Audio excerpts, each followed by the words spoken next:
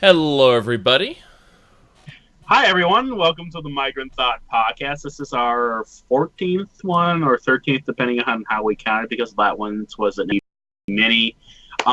Today topics are Oculus is defeated in court by ZeniMax, stuff lies policy situation. G2A opened up a AMA for it, and the most recent YouTuber subscriber bug. Oh, howdy there. I'm Zarek. I've been on this podcast several times, but I believe that guy over there is new. I am new to this podcast. Yes, cheers. Here's my unhealthy energy drink. I'm Camel of Camelworks, and I'm very glad to be with Migrant Thought and Zarek. Zarek, I think you were going to hijack this podcast for a little bit. Well, I was going to say, first of all, Camel, you go on other podcasts. There was a Fallout-related one you do sometimes? Oh, the Pipcast, yeah, that I haven't heard anything about that for years. Oh, okay. Or at least about a year, yeah. I didn't know. I thought you were on other things. What's it called? Blah, blah, blah. Okay, I had the topic that's been running server. I've got a fairly large one, at least for what I do. And the funny thing about we've been playing Elder Scrolls Online. Started about 2 weeks ago. Got a character up to, I think, champion rank like 120 or something like that from nothing. So in a week? That's pretty good. Yeah, it's pretty good. Obviously, I'm just like, you know what? Cash shop this. Cash shop that. You see, he's one of this is where his money went was into Elder Scrolls Online. But I've been wanting to make a video about their Crown store recently. Mm-hmm.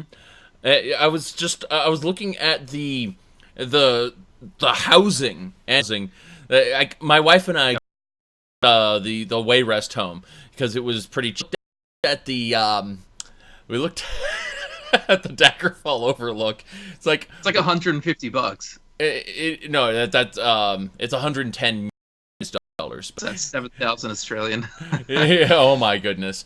But either way, the question that I was going to put to you, this has gone on during these live streams, is because a lot of people argue, is Elder Scrolls Online canon? Is it not canon?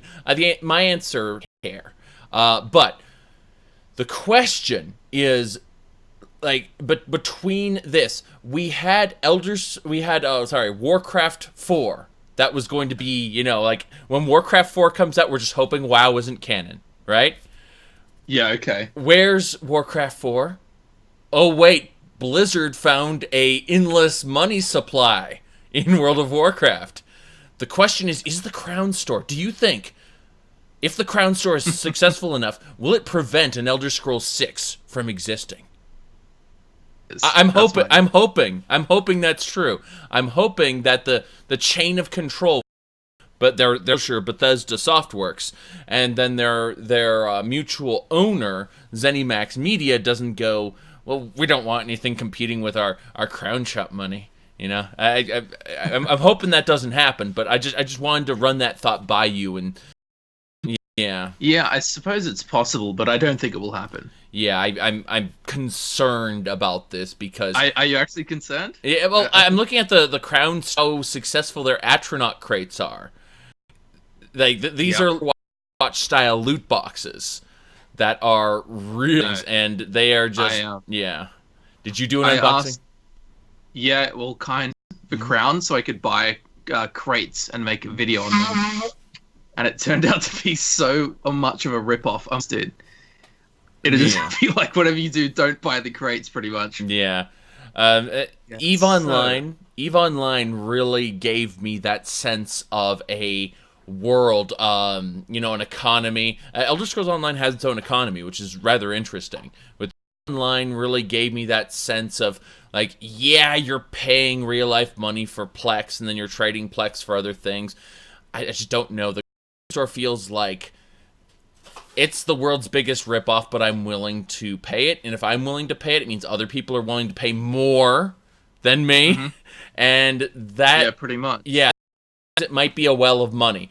And if say Bethesda decided, maybe we don't want to be criticized for our existing works anymore. We want to make something called. I'm just gonna throw out a random name. Don't think anything by it, but like Starfield, for instance, to create something called Starfield. Don't look up the trademarks and patent office for ZeniMax patent or ZeniMax trademark on a Starfield, because it totally doesn't. It does exist, but to greener pastures, and then leave ZeniMax to like an Elder Scroll.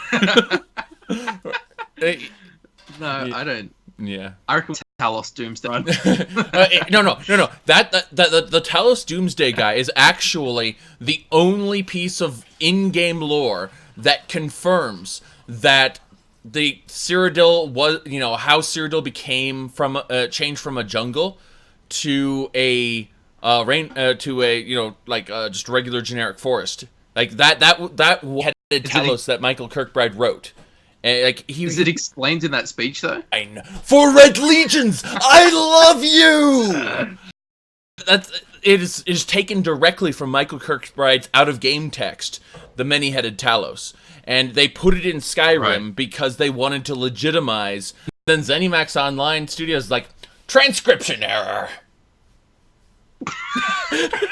I'm not going to get into that today. That is not the topic of today. I have hijacked past for too long. Migrant, what are our topics for today?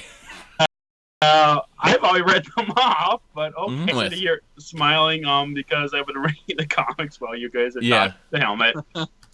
I saw that.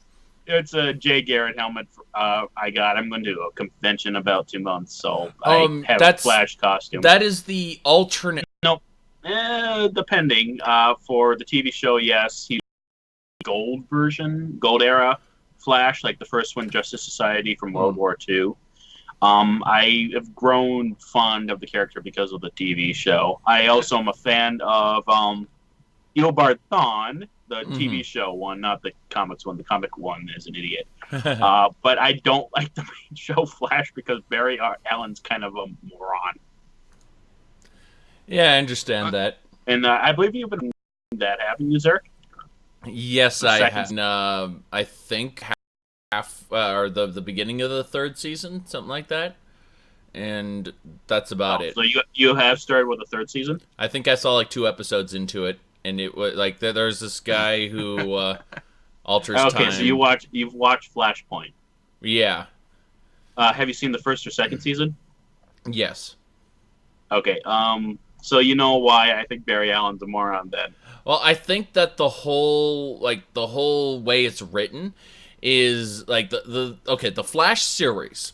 Out of all superhero shows, because all superhero shows have disappointed me, like Heroes, so on and so forth. But this is the least disappointing out of all superhero shows, and so Flashpoint was like, oh, they finally got to the disappointing part. Not. It's not true Flashpoint, but it's a plot device. The reason it's Barry Allen's a moron, he's literally screwed up everyone else's life except saving his parents, because his adopted father's her interest does not talk with his father. The only one that really benefit from it was Cisco and the young Flash. I don't remember his name. Wally West. You have any experience with these superhero thingamajiggers? No, I don't. I'm one of the rare gamers who is not into superheroes at all. I understand. I can see how they're really cheesy and lame most of the time. There's certain entertainment that I just have to turn to stuff as crap. But it's a reason I don't watch Agents. Turning off your brain, that's a very interesting comment, because like if you tell someone like who can't enjoy something, well, you just need to turn your brain off for that. That's very insulting, because it means that like you're saying if they stopped thinking, they would enjoy it. And here's an example. Legends of Tomorrow. If you go into it with Star Trek logic of time travel, you're not going to enjoy it, because they develop rules that they immediately break later. Yeah. So I can't enjoy that show. The reason I like Legends of Tomorrow is the Monster of the Week plot episodes. Yeah. And like the most recent one, they went to Camelot with superheroes. Well, that's something I think I think I'll hold off on and binge when the series is complete. Well, here's an early time travel to from making the Star Wars movies. Thus, the Zarek's reaction. scientist becomes a medical doctor, and the guy who's a historian is a yoga instructor, and they don't gain powers because there's no Star Wars or art. Yeah. Well, I was just thinking that. Like, of all the things you could do, have Hitler win, or have the Soviet Union, win the arms race or whatever, instead of all that, like, just make Star Wars not exist. Yeah, it's like, They tried to assassinate George Washington. Yeah. Alrighty then. So, I think. A topic switch is in order. Something about first topic, Migrant. What was it? Okay. The first one was the guys that developed Oculus was defeated by ZeniMax Studios in court. Basically, what happens is ZeniMax went after the developer because he went over from ZeniMax to Oculus, and apparently stole their ideas. It was proven that he didn't actually steal anything, but there's another injunction that prevents them from paying them out. And now ZeniMax wants to win the lawsuit, or wants to go after the lawsuit group more by preventing sales of the Oculus. And first, I was going to let you guys go over to your thoughts before giving my own. Okay. Yeah. So, Mr. Carmack, the guy who worked for id Software, specifically Wounded. Camelworks and I, we played the Brutal Doom once or twice there, and Carmack made that original. Him, we wouldn't have any of that shit. So that guy has kind of a high level of esteem, just from my childhood, nostalgia perspective. But he took his when he left id Software. The thing is that, like with many creators, when you leave a company, you leave behind the intellectual properties you were working on when you were on payroll. So he brought with him to Oculus proprietary something, and he might not have brought enough. He might not have brought enough to, in his mind, for it to be infringement, but that's all there was to it. Didn't they win $500 million? I think so. That's you're getting fired kind of money. My main concern is that Facebook wanted to become the next Apple. Like they wanted to get out in front of the market. That's why originally they put that DRM system on the Oculus, where you can only play Oculus games on the Oculus, which is ridiculous because it's a monitor that you strap to your face. Like, we're going to DRM your monitor. You can only play this on Sony. Facebook, they bought Oculus, correct? Yeah. Facebook bought Oculus, and I'm pretty sure Facebook wanted to expand and become this, like Apple-like entity, and that they're kind of screwed on that. I think someone else. I think it okay, so this is what was given out: a $50 million award against both Oculus and the co-founder Homer Lucky for false designation, and then $150 million more against the CEO Brendan Irene for false designation. That's what was given out from the lawsuit. They didn't actually infringement, though, according to the judge, of course. Wow, still $200 million is a lot. Yeah. And again, I mean, I think the gets more because you mentioned that, right, Migrant? I didn't mention the firing part, but there was Oculus. Did you want to give your insight on it before I put my opinion out? I had to explain it to me twice. I explained it quite well. Although when I had it explained, it was like 3 weeks ago when it had just happened that day. Yeah. I didn't really know what was happening. But, okay. I just think it's amazing. It's an amazing amount of money. That's all I can think of. Yeah. It's ridiculous. Okay. Basically, my opinion on it is for the individuals between ZeniMax and stuff, I don't know enough to get an actual. You can expand on it more if you want. But for the VR industry in general, it's kind of in its infancy. And that's the last thing they want. Someone, or like at least consumers, for this industry, because it's just starting to evolve. And also because those people who have already bought the Rift, if they stop the sale of the Rift, they're basically going to lose support because the company can't make any money off them. So people are out hundreds of dollars for these devices because some the companies are just being a little greedy giants.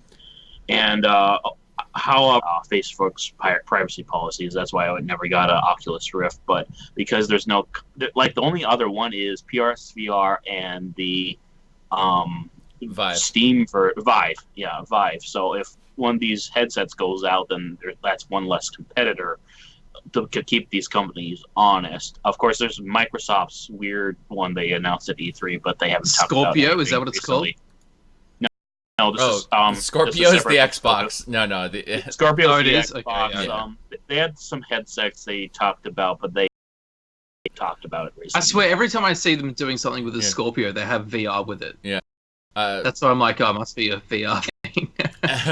that's how out of touch Camel. Clearly, he doesn't get our generation, the console users.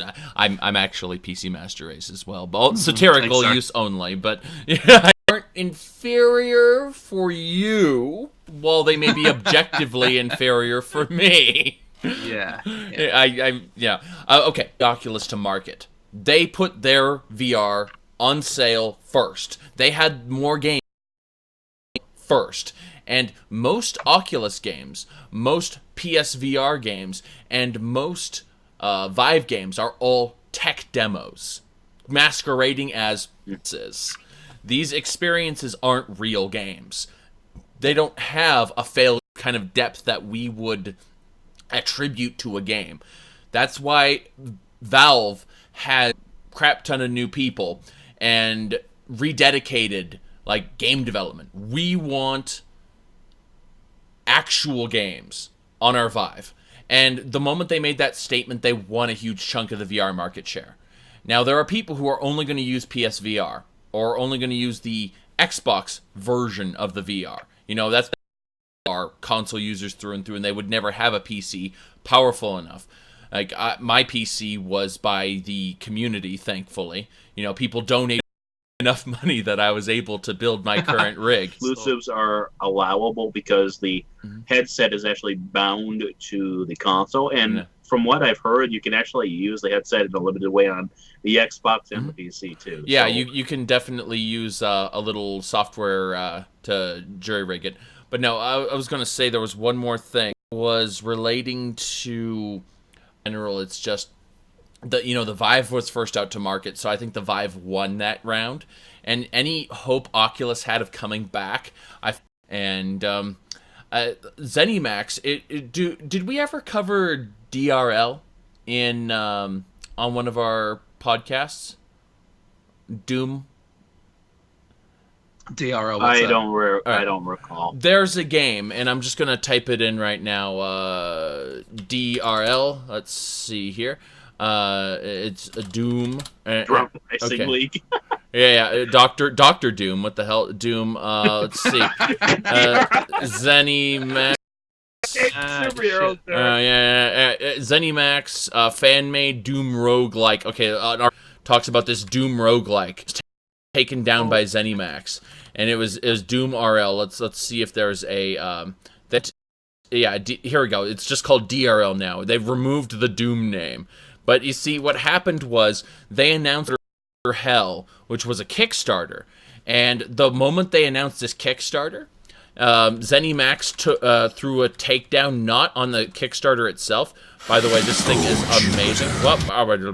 This is Jupiter Hell. It's a game that's supposed to be like, like Doom, except, roguelike. In this sense, where, it's a top-down, you go around killing all kinds of things, Doom style. And the idea behind this, I know, that was amazing right there at the end, but amount. So it actually got 70,000 out of its 60,000 goal. So it has been funded. As a result, it's going to go. But what happened was, when it was about like 20,000, ZeniMax looked at this Kickstarter, then they looked at the Doom RL site and said, our name being attached to something that's going to be a competitor to us on this project, and said, RL DMCA. And so their response was they took down the site for all of 30 minutes, rebranded it DRL instead of DoomRL, and changed a few of the graphics, just a few, and then put it back up. And you see, look at this, DRL. I'm just going to zoom over here because this is amazing. See, look, it is the D***M, the roguelike. You see, they're not using infringing trademarks. No, because that's how intellectual property law works, is you are obligated by law to defend your trademarks from infringement, but you are not obligated by law to protect your intellectual properties. Your intellectual properties, people or disallow people to use them as you see fit without any kind of limitations. But the name Doom is, as it pertains to video games and electronic entertainment, is owned by id Software, which is ZeniMax property. So that's why all of this came to be. But my point is, because I got horribly off track, is ZeniMax has been about defending their shit. And, there was a Skyrim... let's see here. Yeah, it's, Skyrim. Yeah, Luftarin mod. Yeah, Luftarin was going to be this gigantic... city, and it was going to just be, times 10.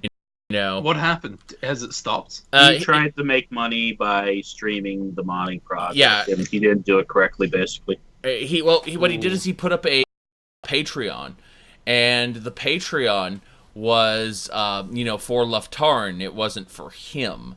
So, because he didn't do that right, ZeniMax was like, shut it.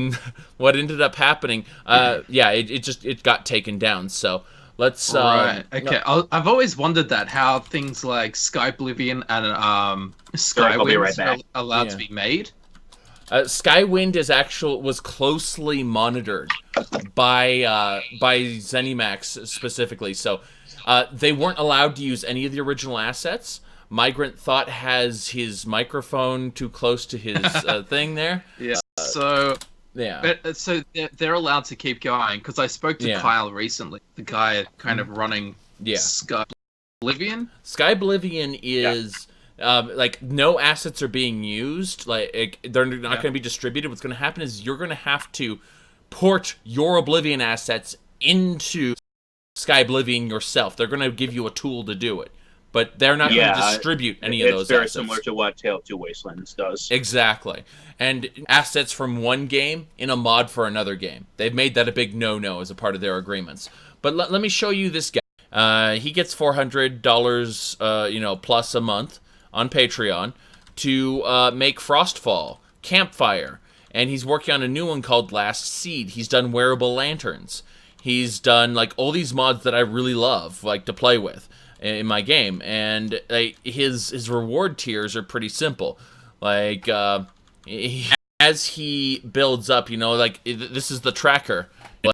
You can track what he does. In this, you get access to you get to put your name on his, and then the savior, he's basically selling his social media. He's selling his social media, exactly. He's selling his journal. That he's not funding the modding process. He's saying, in exchange for paying me money, you into my head and tell you on a day-to-day basis.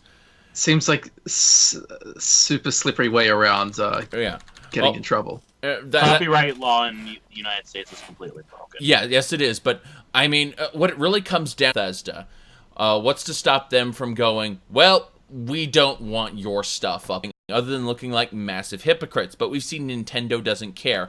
Also, your curtains and image are the exact same curtains that I had 2 years ago.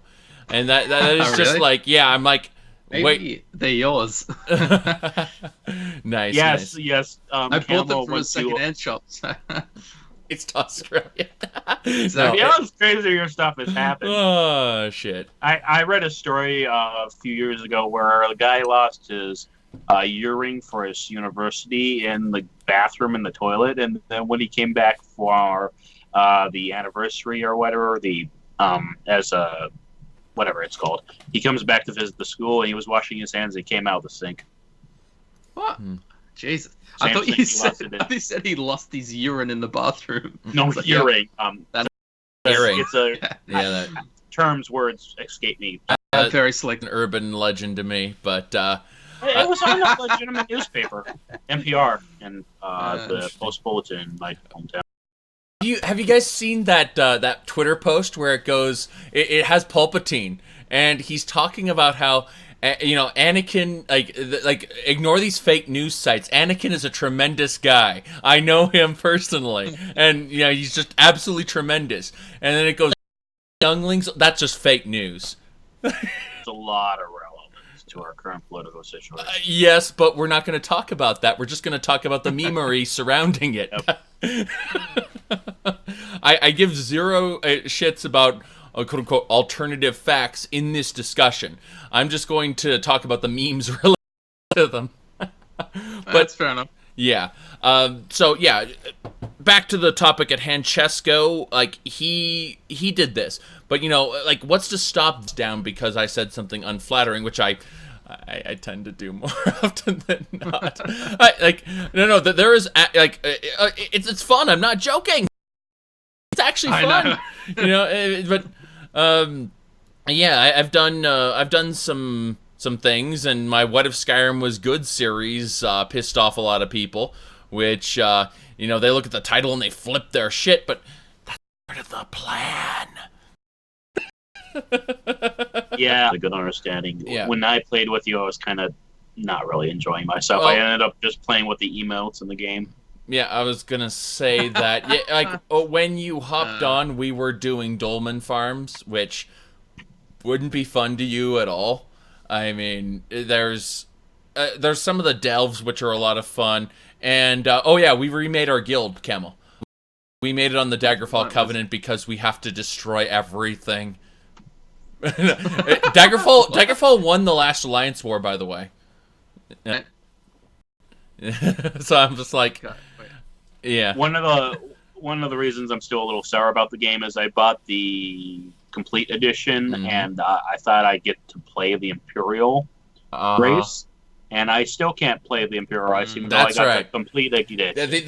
The edition was a special $20. And if they actually give me the option, find it. Yeah, but they don't want to give you both. So, yeah. Really? Can you still not find it? What? I tried searching for it. It's like I can't. You should be able to buy it online on Steam or on. I mean, I bought it like before it came out. I bought it $12 recently. $12. Like, okay, but by the way, bundle stars. And I'm not anyone who's watching this later because when it goes up on your this because this is time sensitive information. But Bundle Stars is currently having a Bethesda sale, which means if you want Elder Scrolls Online, you can get it for Scrolls Online. Let's have a look. Yeah, it's currently going for. It's not that one. They're seriously selling them. They're seriously selling the Morrowind expansion. No. I was gonna say like they're the basic one, $13, $13.49. Yeah, there we go. The only Imperial edition I can find is Napoleon Total War. By the way, Camel, read this. My webcam's sitting on a can of hairspray. Hold on. There we go. It's in big red letters. It's in the red there. Hold on. What is this? Region locked. This product will not act following regions. Australia. It's like of the whole world, Australia is the only place you can't get this game. Why can't you play ESO on Australia? You can get it. It just costs you like. Australia wants to tax the fuck out of things. I've actually heard it's more now because of some sort of sales tax. Okay, here's the deal. Probably did. Australia is the nanny state. It wants to control you. They want to. Can't go outside without getting skinned. I'm looking outside and I see ridiculous. my car. My car is covered in snow. I have no snow Yeah. right now, and I'm the northern state. Yeah, I'm going to look at my phone right here for the temperature. It is 25 degrees Fahrenheit. So, let's see. Is it like minus? Yeah. It's Minus 4 Celsius. yeah, F in C. I just typed 25 F in C. Bam, we get it's negative 3.8. So there you go. Oh, I did say minus 4. Yeah, That's pretty good. It rounds up. Camel is correct. Camel is always correct. I'm as shocked as anyone else is there. No, Well, currently the East Coast is covered, like Massachusetts Yeah, and Maine are covered in snow, while Minnesota fall. yeah. Currently. But It's been a very tame winter. here we go. Let's see. All the Dominion. Boo. That's what one of the chat says. Really? Yeah. Dude, that's Well, yeah, you do have some No, kind no. of coming. You're both on I had locked lands. I had a text-based MMO, they were called MUDs back in the day, and I wrote for it actively, and they had a guild that was entirely, it had like 200 Australians in it, and that's all it was. You know, this was a role-playing very heavily encouraged. If you wanted to kill other players, you actually had to have a role-playing reason to do it. So, like the fact that they were all just like a country. It was like, okay, that was that was the thing. Well, that could be a time zone thing. I remember when I played WoW in vanilla, and all the servers were US. You had to join an Australian guild. It was raid dark. like 4 in the morning or some shit. Yeah, it was dark all the time in WoW because of the time difference. It's like Yeah, it's true. It's I like never saw it's daytime. morning. Let's go. It's like your server time was midnight. They didn't have Are you sure oceanic. you're vampires in WoW? Um, I'm pretty sure about vampire in real life. Look at this complexion. What the fuck is this? well, I'm Yeah, looking hair- at. I'm God, looking at ugh. vampires in ESO. It's rather interesting. The I believe it's called shadow evasion or something, like shadow cloak, or there's some kind of ability that's like One of the ridiculous. skills, yeah. Yeah. Well, you combine it with, and you heal you give yourself a heal time shouldn't kick in while shadow cloak or whatever it's called, but the Troll King set lets you gain health anyway. And it's like there's all these broken things for PvP that I'm working on. People flipped their shit when they saw me initially leveling up because they're like, "Well, he's slacking off on the game, but he's only hitting with the like those aren't the skills that I was going to use." They're like, "Well, you're still not playing right. You're still not making a build right. It's going to be a PvP orientated build. Cyrodiil's the only thing I'm going to be doing." I mean, obviously, like the mass warfare with my guild is what is enjoyable to me. So I've One been to problem Cyrodiil a few times, and I haven't found a single soul. It's just me running Really? around this infinite empty Cyrodiil. It's crazy. I want that. It's the good one, the Tranquil server. but no, I Oh think it no! looks One problem sick, I have with the get immersed because I randomly see people hopping and pressing the jump button like crazy. yes. Oh, Vermintide is Yeah. great with that, because Vermintide, if you keep jumping, they'll go like, "Stop jumping around! You look ridiculous." The other characters will just chime in. They'll go like, "Stop!" And the elf, who's a real I love bitch, that. she goes, "Arrow in your leg." Okay, so some of Yeah. your chat, Zurich, Zeph That's Warbinnen, great. he said, I went to Cyrodiil once. It was awful. Oh my goodness. Well, Yeah. I remember during the beta I went in, and there was this big battle, and it just disconnected. I'm not having it at all. Yeah, well, Australia doesn't like you very much. I question your ability to live stream. No, I can't live stream, dude. It's Yeah. impossible. That's sad because like I would totally set it up where we had like dueling streams going on at the same time, and from different perspectives. That's something I would have done, but no. The only other thing we really like that's on my bucket list of shit to do as far as this YouTube podcast similar to this with just Yumi and the Fudge Muppet guys. Not live obviously because they're obsessed with editing their shit and they're obsessed with sounding not like what I'm doing. The dead space. They want to cut all that out. And why chat there? It's kind of just the They real had time. They had it's called the Fudge Muppet Show, and that was unedited. That was like over an hour long. Maybe down for I don't know. I reckon I could convince them. I thought they edited Imagine, but I could be wrong. That echo again. Oh my. I reckon they'd be up for it. But yeah. I've been talking to them recently. They're working on a video about the strongest Daedra. So I sent we had like 6 pages of discussion, just back and forth about what is the strongest Daedra. I know that beeping noise. Okay. Okay, Migrant. You gotta stop leaving your headset right next to your microphone because it starts a deadly echo. I turned the mic off. Well, we heard it anyway. Yeah. You have heat. I have cold. I had lunch with Fudge Muppet on Tuesday. Yeah, Tuesday. Or maybe it was Wednesday. I don't know. But the Daedra, I guess the conclusion. I don't know if we should say what it is because I don't think it's out yet. No. Don't. Out. Okay. I worked pretty hard to help them on that script, so I don't want you to spill the beans on that. No, not at all. But yeah, it's. You guys want to move on to the next topic? I think so, Yeah, Migrant. sure. Kick us off. Okay. The next one is the GameStop has a new policy. Basically, it's a policy that's in place that is mandatory that makes GameStop selling used stuff at the company, and they want a turnout rate of 75%. This leads to allegedly employees having not having new copies of games they're selling, and they put the old games on there, and they're chafing for money. Personally, I've talked with people in my area. They're not worried about it. However, my GameStops are typically not that bad when it comes to dealing with them. But Zarek, you've had a few horror stories you told me about earlier.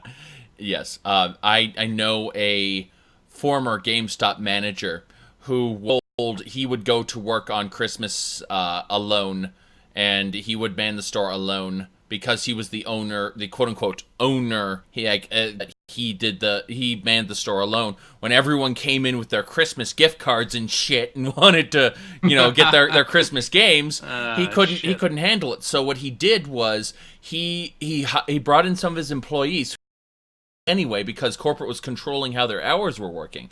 And he said, like, I will pay you out of my paycheck. Like, I will, out of my superior owner's paycheck, I'm going to pay you out of pocket for today. And corporate found out and fired, let other people work more and actually make this place productive, And that makes no sense, even from a greedy company. But that's only one of a long line of things. I've worked for a few years, so I understand what they're talking about, the quotas and whatnot. I've never, if I can avoid it. Sure? But I mean, the mantra of those guys is, we love our job, we hate the company we work for.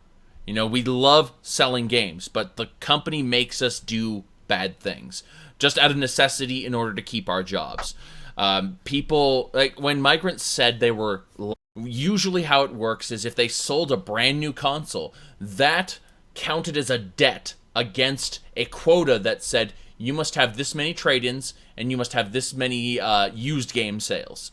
So they would actively tell people, we don't have this thing that they have in stock, in order to prevent them from accruing larger, you should buy this used. You should buy this used console instead. Don't buy the new one, buy a used one. And they actively, like, if the corporation hears that you lied to a customer, they will fire you like that. But if you don't lie to the customer, you fail your quotas, you get fired after several months of underperforming, I might add.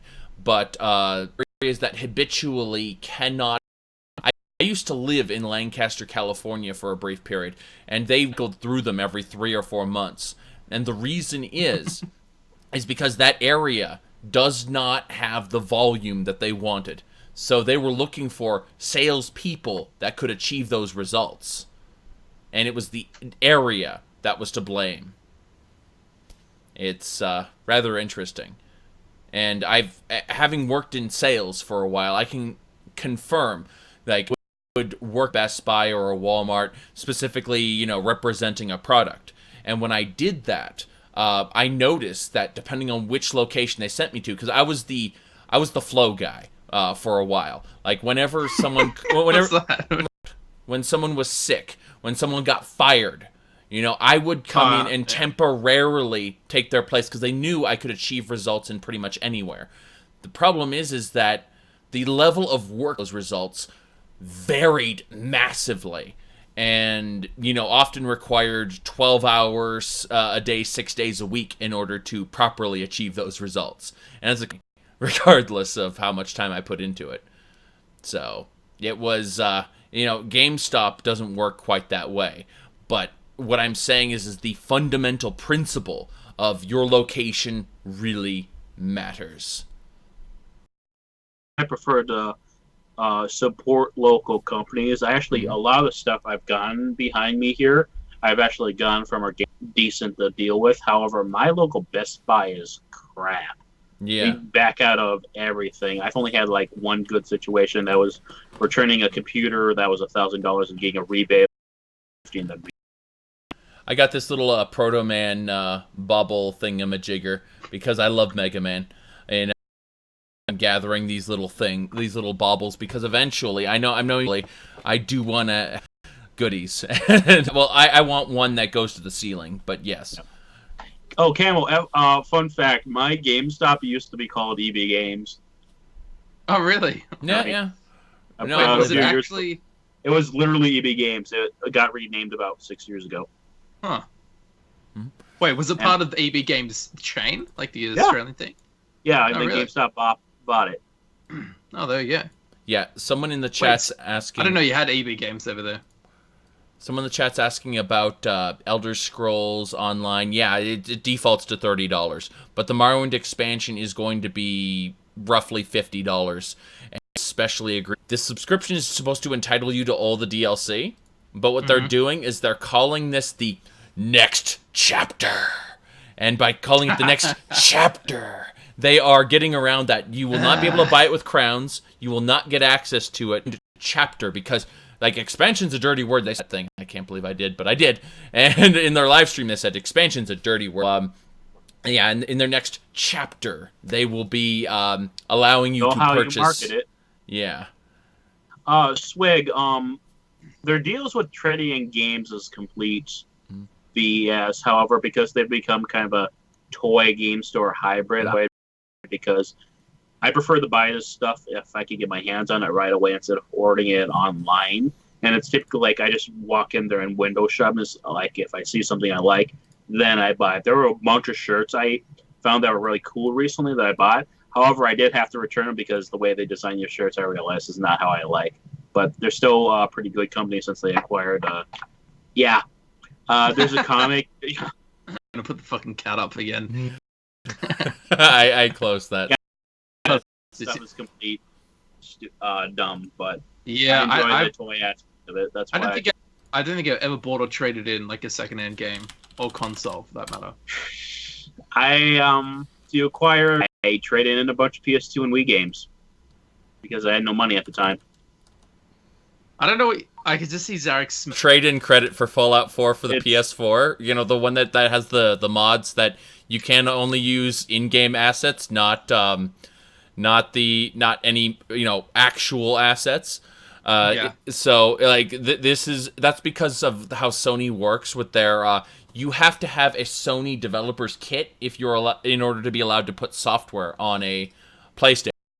So they're like apparently they'll give you $9 in if you're a pro member, which means you pay them, or to be a pro member, or if you're a non-pro, if you're basically there's only one reason to get a pro membership for me, and that's to get the Game Informer magazine, and I might have something that circumvents it because I haven't renewed it, but I'm still getting Game Informer magazine. Someone says, how long do you work on those videos, like coming up with your puns? Do you by chance like in your audio editing, do you by chance like mess up the pun, start over, and just keep trying to make the pun right? Yeah, outright. People some people complain about editing like the gap between sentences out, and I'm like, dude, the gap's like 10 minutes apart. I was going to say that the average gap on mine is about 10, 15 seconds of just dead silence. So, yeah. Editing's kind of... like, dude, I've got to cut that shit I have to actually sit down and do it. It's really time-consuming. I'm talking with a couple people. One, Walker Trips, the guy who designs some of my channel art, and then another guy, Thomas. I'm talking to them both about editing different things. I want to get a new lore episode up, and I want to get a Vermin video up. Vermintide, I love it to death, but I just I have this ideal Vermintide, like an ideal Elder Scrolls, and I really I when everything I like, I always think about how it could be better. So I need to do a little cartoon for it or something like that, and I want to see how he does that. But yeah, it's that kind of it's that kind of thing. So back to the topic at hand. Fallout 4 trade-in credit is $7.92. So that is super exciting. At this point, planning to build a collection, don't trade in your games. Just save up the money because it's not. Because my collection is because of that situation. I've actually rebought a few of the games I traded in because I actually enjoyed it. One hidden gem was the Bully game for Wii, where I get to run around and punch greasers and preppies. Yeah, I liked Bully a lot. I don't think they'll ever make another one, though. No, they won't. Do you know the history of Rockstar North, the people responsible for all that stuff? No, I don't. Turns out originally they were called something else. It starts with a D. I forgot what their actual studio was called, but they got screwed over by Nintendo pretty badly. And they were making a game called Body Harvest, I believe. And the Nintendo told them, open world RPG. And they're like, but this is a top-down shooter. It's like, well, we want to have RPG elements. And so... Nintendo of Japan, Nintendo of America. Nintendo of Japan wanted the storyline to be more simple. Nintendo of America wanted it to be more complex. Nintendo of Japan wanted the main character to be a James Bond type character. The Nintendo of America wanted it to be argued amongst each other, over this entirely. And so, screwed over. They sold themselves to another company, which eventually became Rockstar. DMA Design, thank you. Thank you very much. DMA Design was, yeah.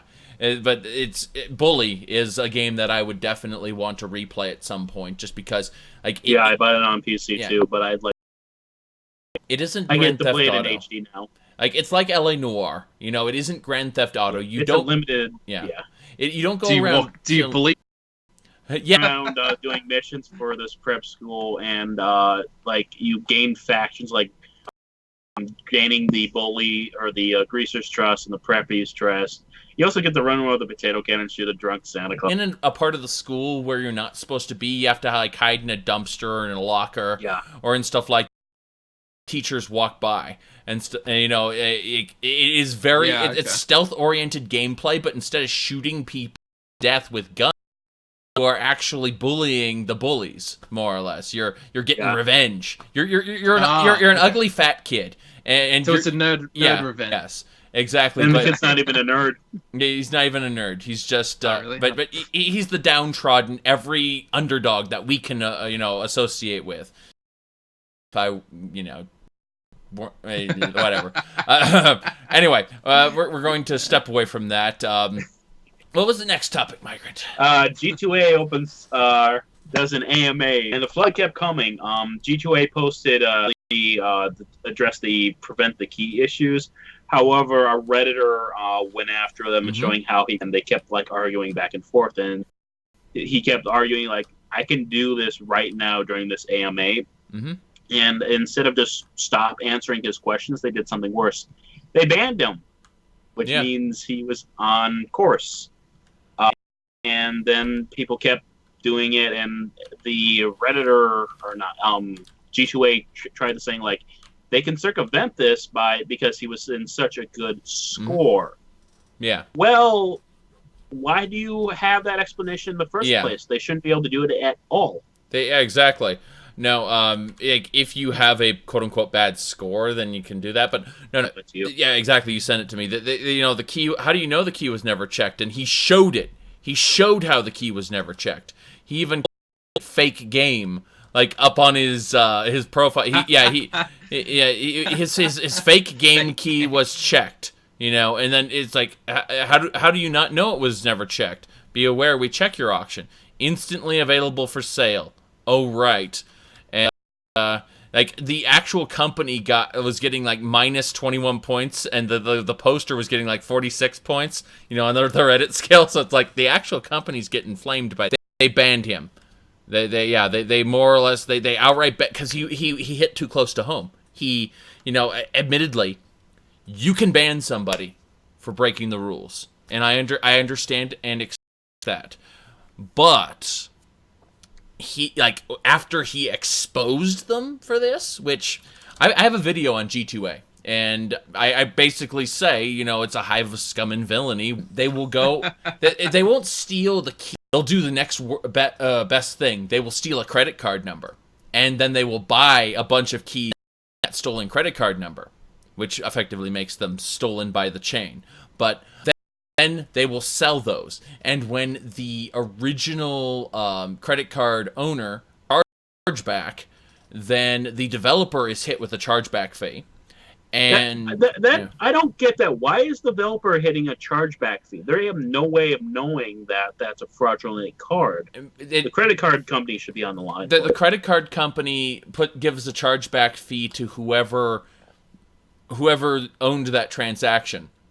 And unless there's some pretty extenuating circumstances, for example, someone did this times, in a row, then they don't check it. They don't look into it. They just go, okay, that's that. From multiple accounts, because it's coming from all these places all at once, they look at the developer and say, well, the developer's clearly doing something shady.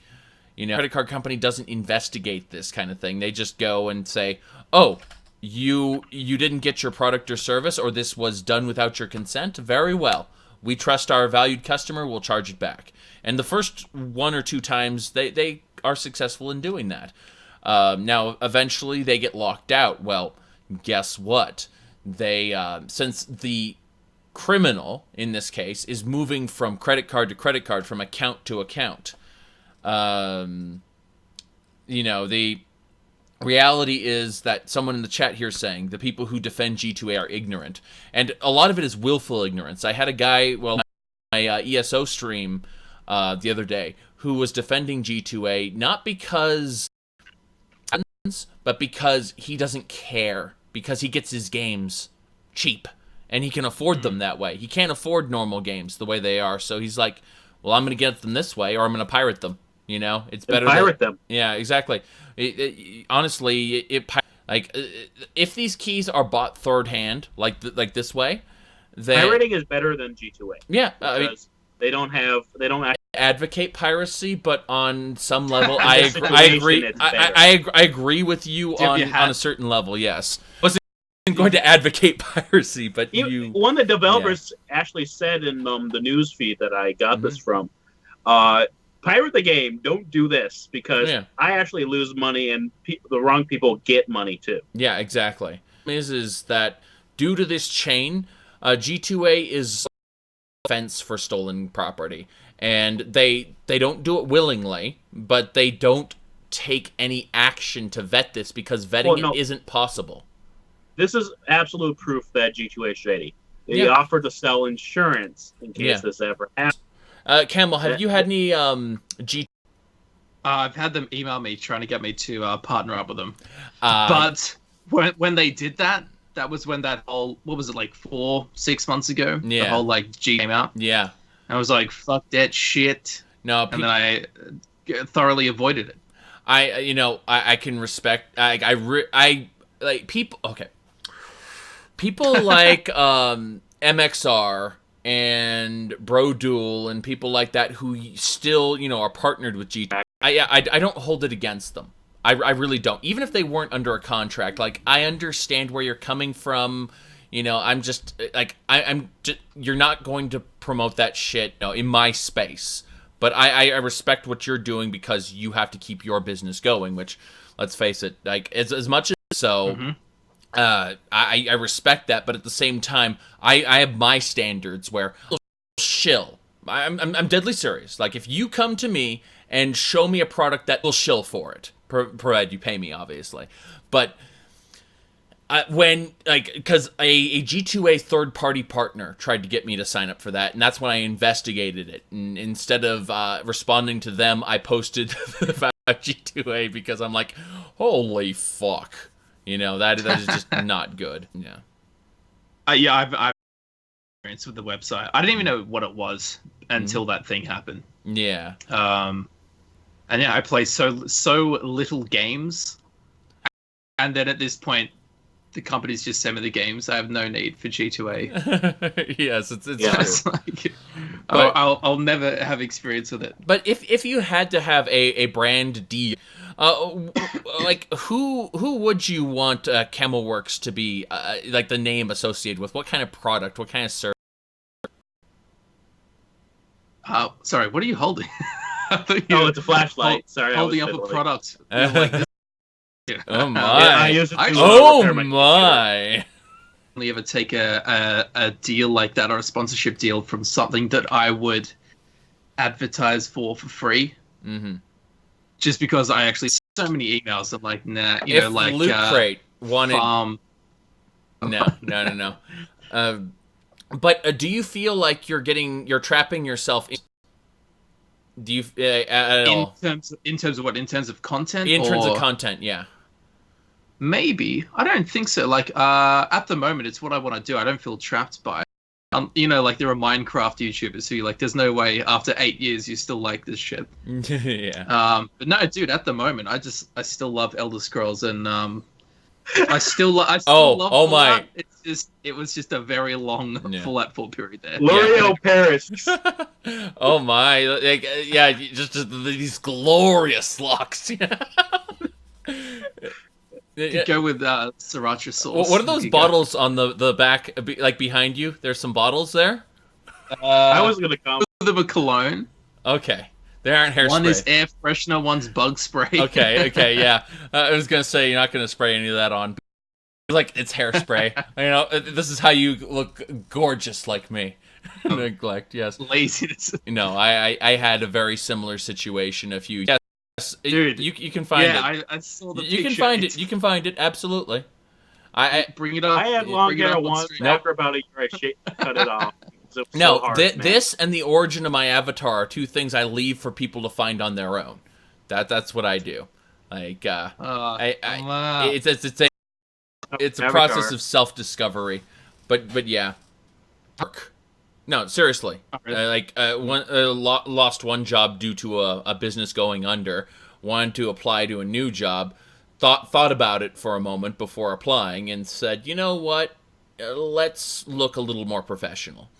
And that's literally it. I actually liked long hair, and my wife liked long hair, but it's. What can I say? Looking professional means you have a higher chance of getting a job, and I got the job, so there we go. So, yeah. All right. I guess we can have a casual talk.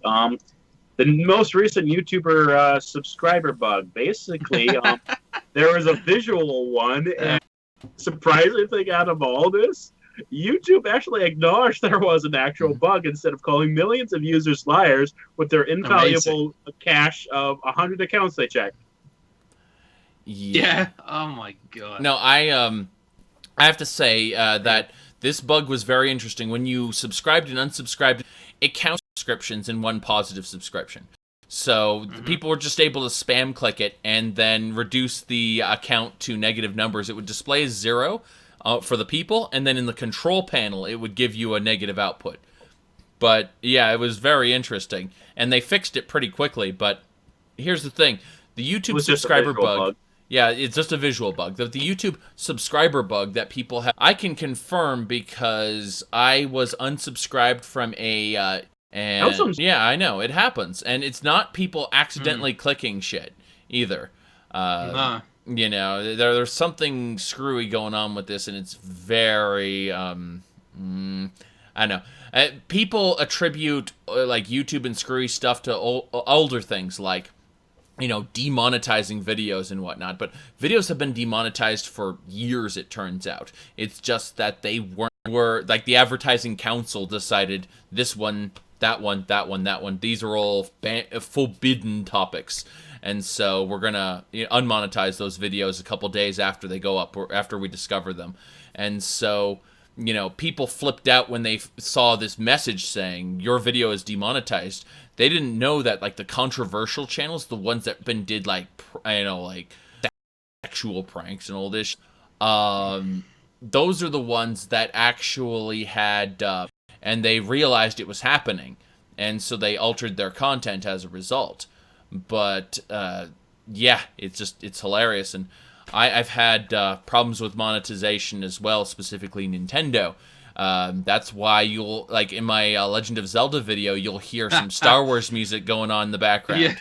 and it's in order to get a copyright deadlock. I'm going to do it to avoid something like that. Is actually I've been researching the games that I play that I'm going to put up on my channel. Whether they allow them to monetize or not, I'm going to put up a little description of where I find it, or if there's none at all, then I just will leave it unmonetized. And then that will provide an explanation for stuff. And it's like, if they request this to be taken down, then I will take it down.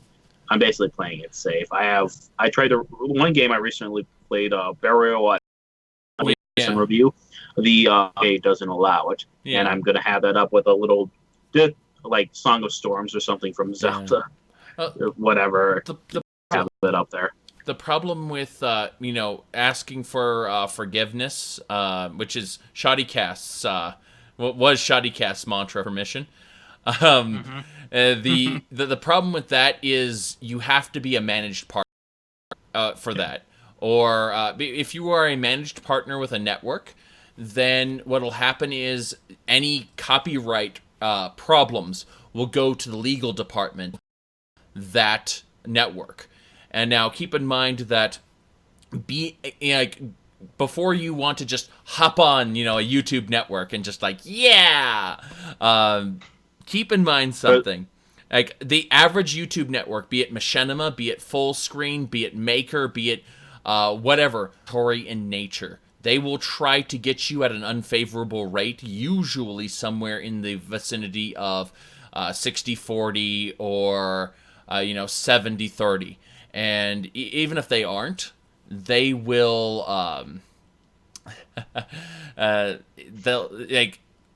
they're not giving you managed partner status. They're partnered status anyway, and they're not giving. There's a reason I don't have a network right now. Yeah, completely understandable. There are like people fought tooth and nail to get out of their existing networks. Can keep you in a contract. You can only disconnect from our network a certain time before this, before the automatic renewal. But then they'll take a month to get back to you, and your automatic renewal has already all these kind of tricks. And I'm not any particular network is guilty of this. I'm not going to name names because then but I'm going to say that among the Machinima and the Fullscreen and the the Freedom and so on, these different so in that sphere it happens. And reach at now thanks. Happens is people go after, if they can't go after the editorial, the content just to destroy you. If I ever say anything negative about a certain company, I will actually hide all the videos. That hiding them doesn't work. Content ID can pull things up. Exactly, you'd have to delete them prior to any strikes hitting your channel, because once a strike hits your channel, deleting the video does not remove the strike. Well, for example, if I don't like Breath of the Wild, I will delete all the Breath of the Wild videos. Well, Breath of the Wild is going to automatically be monetized by Nintendo. Oh, I don't care. Yeah, I don't care. And okay. That's the only Nintendo game that I'm going to. What did Nintendo plan on gaining from doing that? It seems so dumb, because it's just been don't play their games now. Here's the deal. It's like less advertisement. Far behind the curve on things. That's very important to understand. And they look at things through a Japanese. Why do you think that the Nintendo Switch is the way the Nintendo Switch is? It's because the 3DS was the highest selling console in Japan. More than the PlayStation, more than the Xbox. The 3DS, the handheld, sold more. And that's because of the Japanese lifestyle, the Japanese, the size of their homes, which can be smaller than what we consider a studio apartment. Imagine a closet for your bathroom, and then a room. That is your... It's a big house. Yeah, exactly. Well, that's why. So, we've got number 1. Number 2, we've got a, how do I put this? Like, okay, I've completely lost it. I was going to say that, yeah, I thought so. Yeah. Oh. My question was, how come Nintendo, you have to become a Nintendo-specific YouTube partner? Yeah, well, to be able to get if you're a Nintendo-specific channel, you get 70% of your revenue. If you're not, then you get 60%. Okay, so YouTube takes half, just from the get-go. YouTube takes its half, Nintendo claims your video, and takes the rest. Then, up to 60% of it back. The part that they took, up to 60% of it back. Or 70%, up to 70% if you are a Nintendo-specific channel. But they have the right to completely destroy any your videos or anything like that if they find that it is not to their liking. And they investigate to discover those videos and put them up for monetization. So if you say unfollow or put a negative review on it and you want to monetize it, well, maybe we're not going to let you in on our program, you know. And there was actually a guy who used to get Nintendo review codes. I know a particular guy who ran a Nintendo-specific channel for a while. And he used to get unflattering things about, I think it was Other M. And when he talked about, he torrents that Nintendo had made, but Other M, like spitting on the Metroid franchise, disrespecting Samus as a character, so on. And when he said that, they just bunked him off of the Nintendo Partner Program and said, nope, nothing more for you. So, yeah, that's savage, dude. Holy shit. Yeah. Or you don't get any chocolate. Yeah. Quitting chocolate then. But I think we've migrated far off the Dude, I've been avoiding it for an hour and a half. The subscriber bug thing, which I think kind of fun. It's just it was a novelty, I think. What about I'm really just surprised YouTube acknowledged it. Yeah. Instead of just fixing it. That was like, well, rare. Not big, rare. Yeah. Do you guys have the one they don't, where people just get unsubscribed? Have you experienced this? Yes, I have. I got unsubscribed from Zerk. I've been unsubscribed from Digital Boundaries. He's on hiatus. He won't be producing any videos for the next couple weeks. But I really liked his his presentation on stuff. So I featured him in one of my videos, oddly enough, about Nintendo. But it's just I got unsubscribed from him for seemingly no reason, and it was just like I like this guy. I'm my shit. Why you do this, YouTube? People message you and be like, "Dude, what? Oh fuck!" Yeah. Well, I imagine you have, obviously because of your size. My comments are starting to become unmanageable, where I can no longer read every. Yeah. You reach. Yeah. Often on Twitter and stuff like that, people message me like, "Dude, I got unsubscribed from you." Yeah. It's pretty. I notice every time I upload a video for about the first hour, I'll lose about like 200 subs. Just the second it goes up, it just goes, and that's as much as I don't want to think that's just people who don't like my stuff. It's too consistent and too weird. And it's just the first hour. It just drops heaps. Then it starts going up like normal. And you're suspicious. We're reading the comics. They're saying Zerk isn't paying attention, and he just commented on it. Yeah, exactly. Totally not paying attention. No, So Zarek, did you hear the finally shut down with prejudice? Oh, no. They weren't shut down with prejudice. What happened is they Oh, it was closed down. yeah, I was gonna say that they moved to dismiss the lawsuit without prejudice, and when they did that, I suspect, this is just my suspicion, I believe that Jim Sterling's lawyer said, we're going to sue you for everything you have and everything you're going to have in the future if you don't agree to sign this. And they handed him an agreement, which basically said both parties pay their own court costs, which means that, that goes away, and that the Romine brothers agree to never sue the plaintiff again, to have no legal contact with him. So what that means is that in exchange for this signing this, Jim Sterling can never be sued by them again, which is why they wanted to dismiss it without prejudice. So a couple of years, resume the lawsuit. That's Jim Sterling is an asshole, and how do I put that? Reminds me of myself in some aspects, other than his political stances, which I don't agree with. But his presentation, his way about doing things reminds me very much of myself, and I could see myself getting into a lawsuit very easily. And I think that I would probably do what he did. So yeah, cause people to have strong emotions one way or the other. And I believe that communication is good, and listening to people who you disagree with is good, because that way you can learn from it. Like that's why I'm subscribed to several extremely right-wing people and a couple leftist people.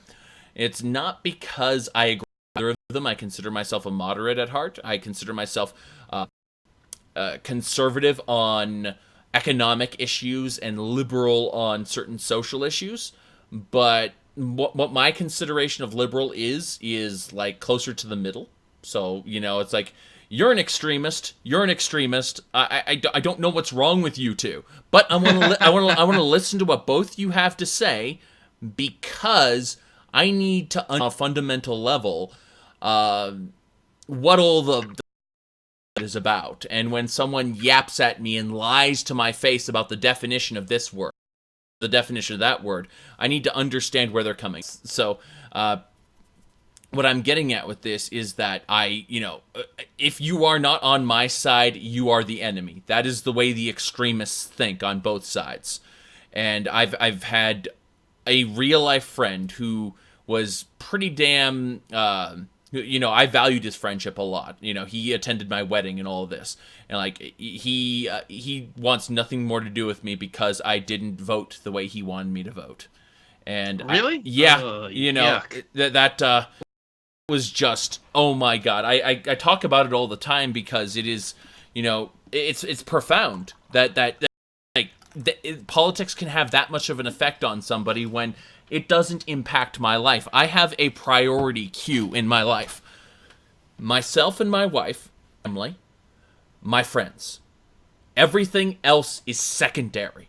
All voting, all decisions that I make, all that I produce takes those considerations into account. That is my world. Like you in Australia, you would be counted as one of my friends, but I would prioritize my family. Yeah, exactly. So that's what it comes down to. And I'm just, yeah, I don't know. It's just, I feel like because of this tribal mindset that people have, I could get into a lawsuit very similar to Jim Sterling. And so I keep an eye on this, and there's a copyright attorney. Let's see. I'm actually going to see if we could get on this. I would love to, because I've talked with several intellectual property lawyers before, and I'd love to know his subscribers. He is very undervalued. He talked about, you can see the two videos that I line under them, But when the yeah, yeah, monetization thing was going on last Yeah. year, I actually found this guy. So yeah. No. He goes and he interpretation on the legal documents as they are. Like, so he talk like he uses the complex legal babble, and then he puts it into simple terms. And so he does that in order to understand. So, yeah. Any other top things on the topic with a subscriber bug? You just want to do a talk now? Yeah, I would say that the subscribe, like YouTube bugs in general. YouTube is just something that That's pretty interesting. Yeah. yeah. What do you think, Migrant, about YouTube as a platform to circumvent the conventional media? I think it's better because the subscriber system is the checks and balances. If you do something stupid, people are going to call out your bullshit. Like other YouTubers, I can't remember their names. Just those extreme people, except for that rare occasion where the outrage actually just gains some more subscribers. And I am completely ashamed how the mainstream are going after PewDiePie, because technically he could go after them for slander. Yeah. No. Yeah, for sure. Yeah, that's libel. It's gotten. Yeah. Oh god, it's so. The video where he dressed up in a Nazi costume. That was him, because someone called him a Nazi in one of the comments, and as a joke, he dressed up as a Nazi and was watching Hitler videos. I just took that.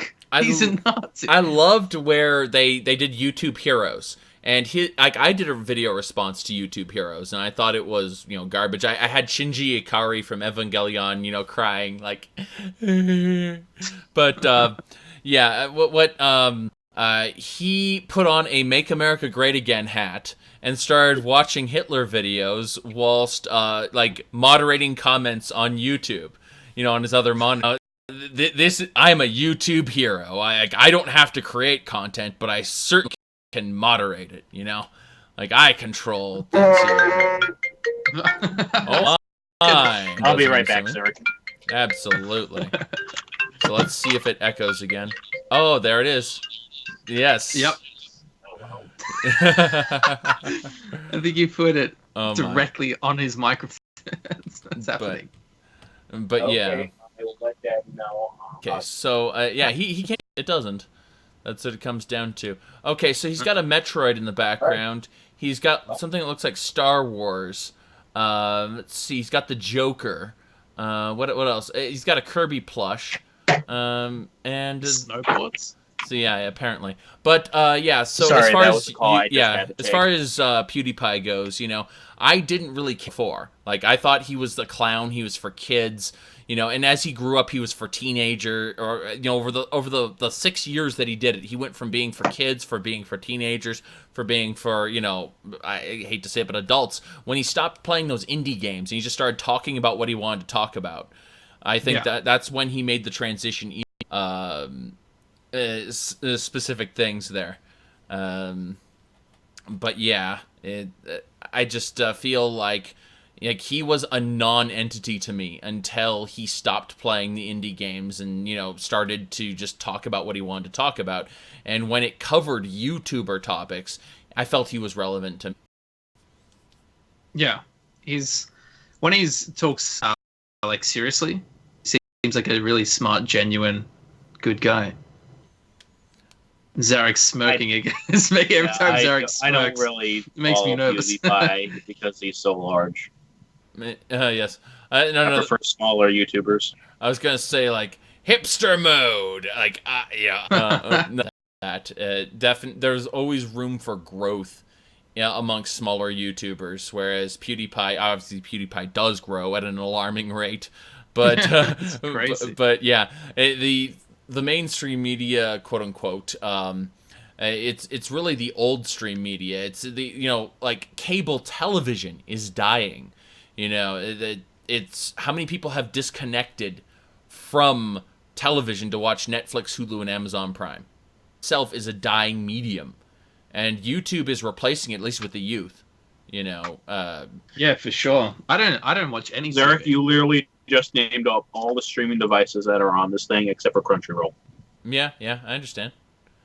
Absolutely.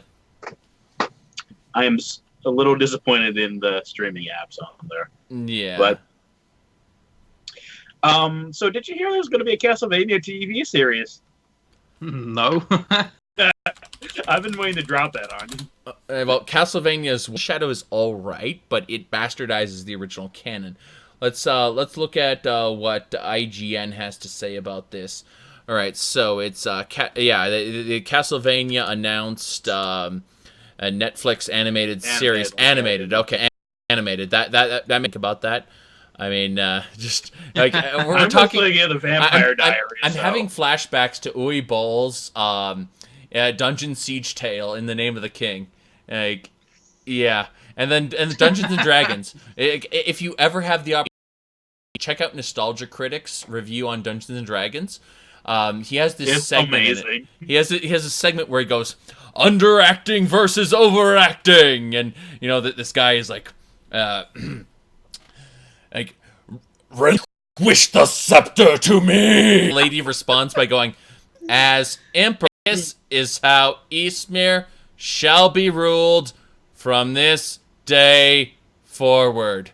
And it literally in the same scene, like, down with the tyrant, you know. I love it. Yeah, I love when you reenact stuff. It's great. Yeah, exactly. Someone said it would look like Xena. Xena was definitely okay. If you want to see the ultimate bastardization of work, read the first in the Sword of Truth series called The Wizard's First Rule, I believe it was called. I could be wrong on that. I could be completely wrong on that. I think that's what it was called. I'm biting my finger now because I probably fucked up. But the power. Read that. I mean, read that live action series by the same people who made Xena and Hercules called Legend of the Seeker. It is the most depressing shit ever they did to this particular series. Oh jeez. Yeah, it is. It's pretty. Xena was I've great. heard of that. As a 8-year-old of all time. Well, it has We're talking, old Hercules Xena Yeah. TV series. Yeah, Exactly. yeah, the one with Lucy Lawless. Is that her name? Lucy Lawless. Yeah. Yes. There was a good Simpsons episode. It was when it was not as bad, not as political, but in the they had Lucy Lawless showcased, like she was doing a panel with these. You were riding on a winged stallion, and next you were riding on a winged Appaloosa. Do to explain. She goes, oh well, when you notice something like that, a wizard did it. And he goes, well, in episode 42, wizard. Like, at the very end, Sounds like the the guy from Elder Scrolls Lawmaster, the Elder Scrolls Online Lawmaster. Yeah. Well, The comic book guy kidnaps Lucy Lawless episode. Yeah. Well, that's the episode. But at the very end, she beats up the comic book guy, grabs Bart and Lisa, and flies off. And they're like, Lucy, look, Xena can't fly. I told you, I'm not Xena, I'm Lucy. Like, they just accept it like she's flying because she's Lucy Lawless. Yeah. I remember the joke. She defeats him by he grabs the double-sided lightsaber from Darth Maul. He says, "You open the packaging," and he says, "Great, the original value's gone." Yeah, exactly. No, I haven't either. I don't need to. I stopped. Last time I saw it, one of them had like an iPad. I was like, what? No. The only watched is the Family Guy crossover. Yeah. Oh, that was weird. Family Guy, The Simpsons, or South Park anymore. Like those just aren't relevant shows to me anymore. You know, I take clips from the series, video containing it before it gets taken down with a copyright strike. But I only watched it because I was bored on a Saturday afternoon.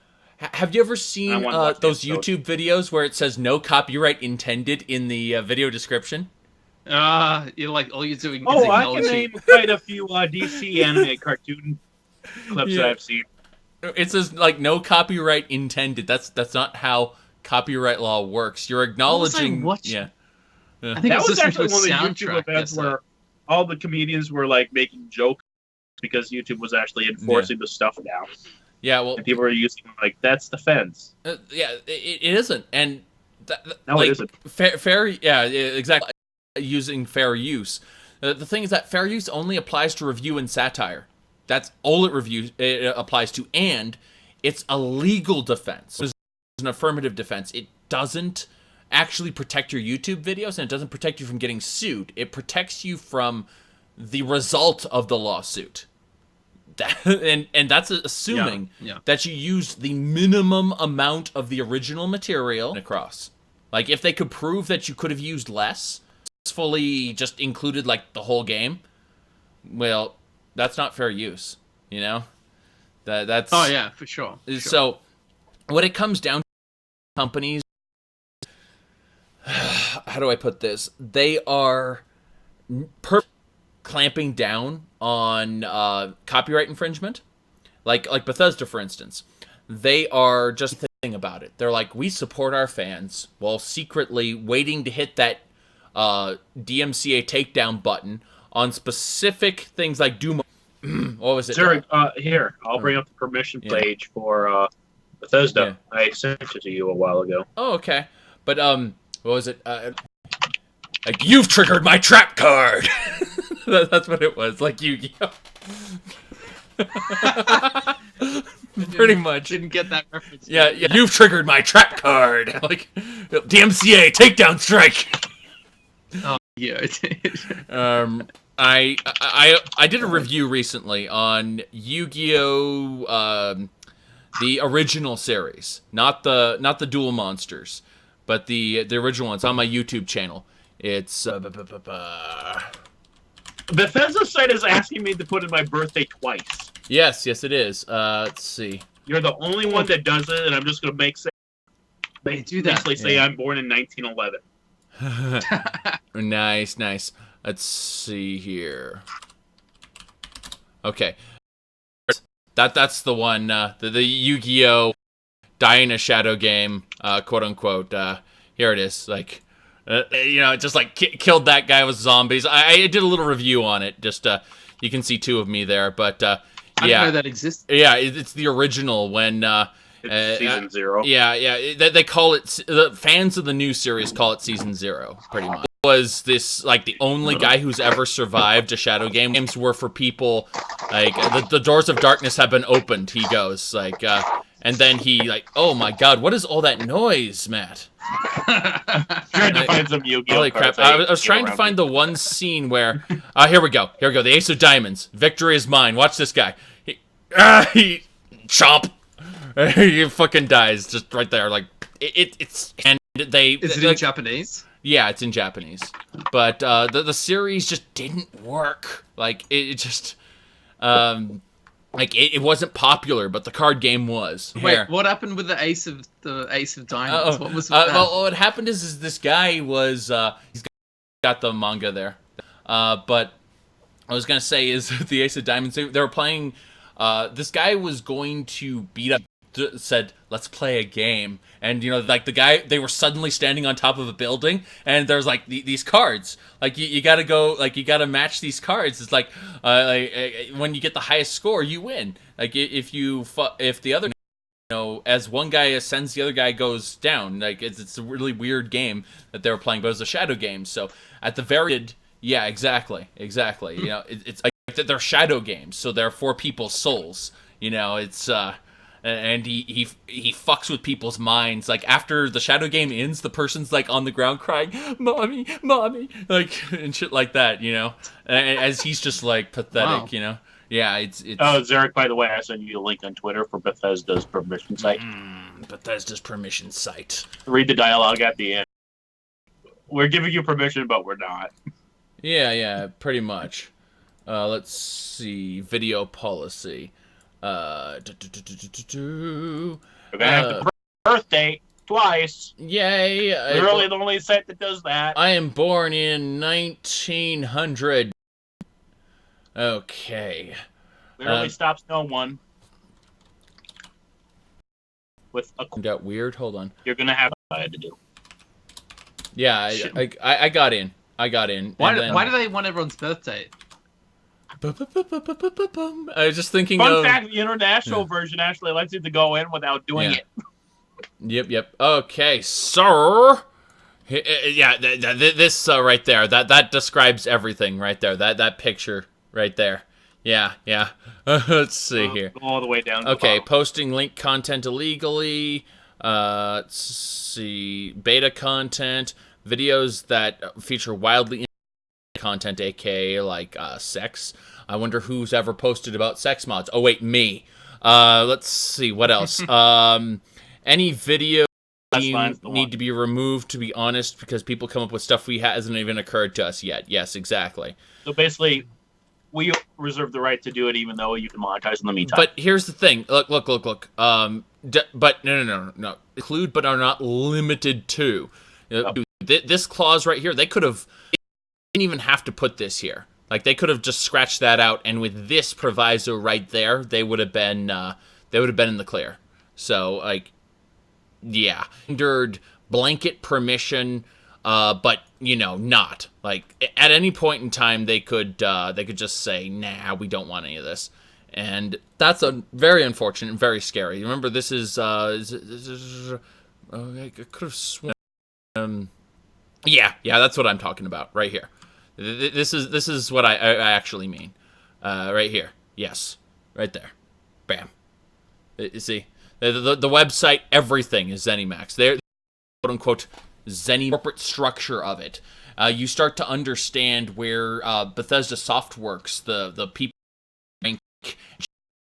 and critically acclaimed games like those, the ones that people thought. From what I understand, ZeniMax, their publishing studios, and then it branches off the companies under Bethesda Softworks. Yeah, this is what I've been struggling with, because I understand the makeup of EA and several of the other major studios. Like, I have people who have worked at these places who told me specifically the organizational structure of these places.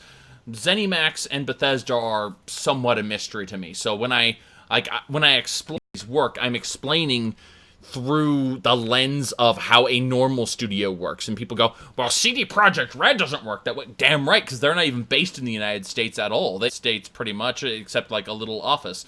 No, CD Projekt Red is the original owner maintains creative control over CD Projekt Red as if it were a sole proprietorship or a regular corporation.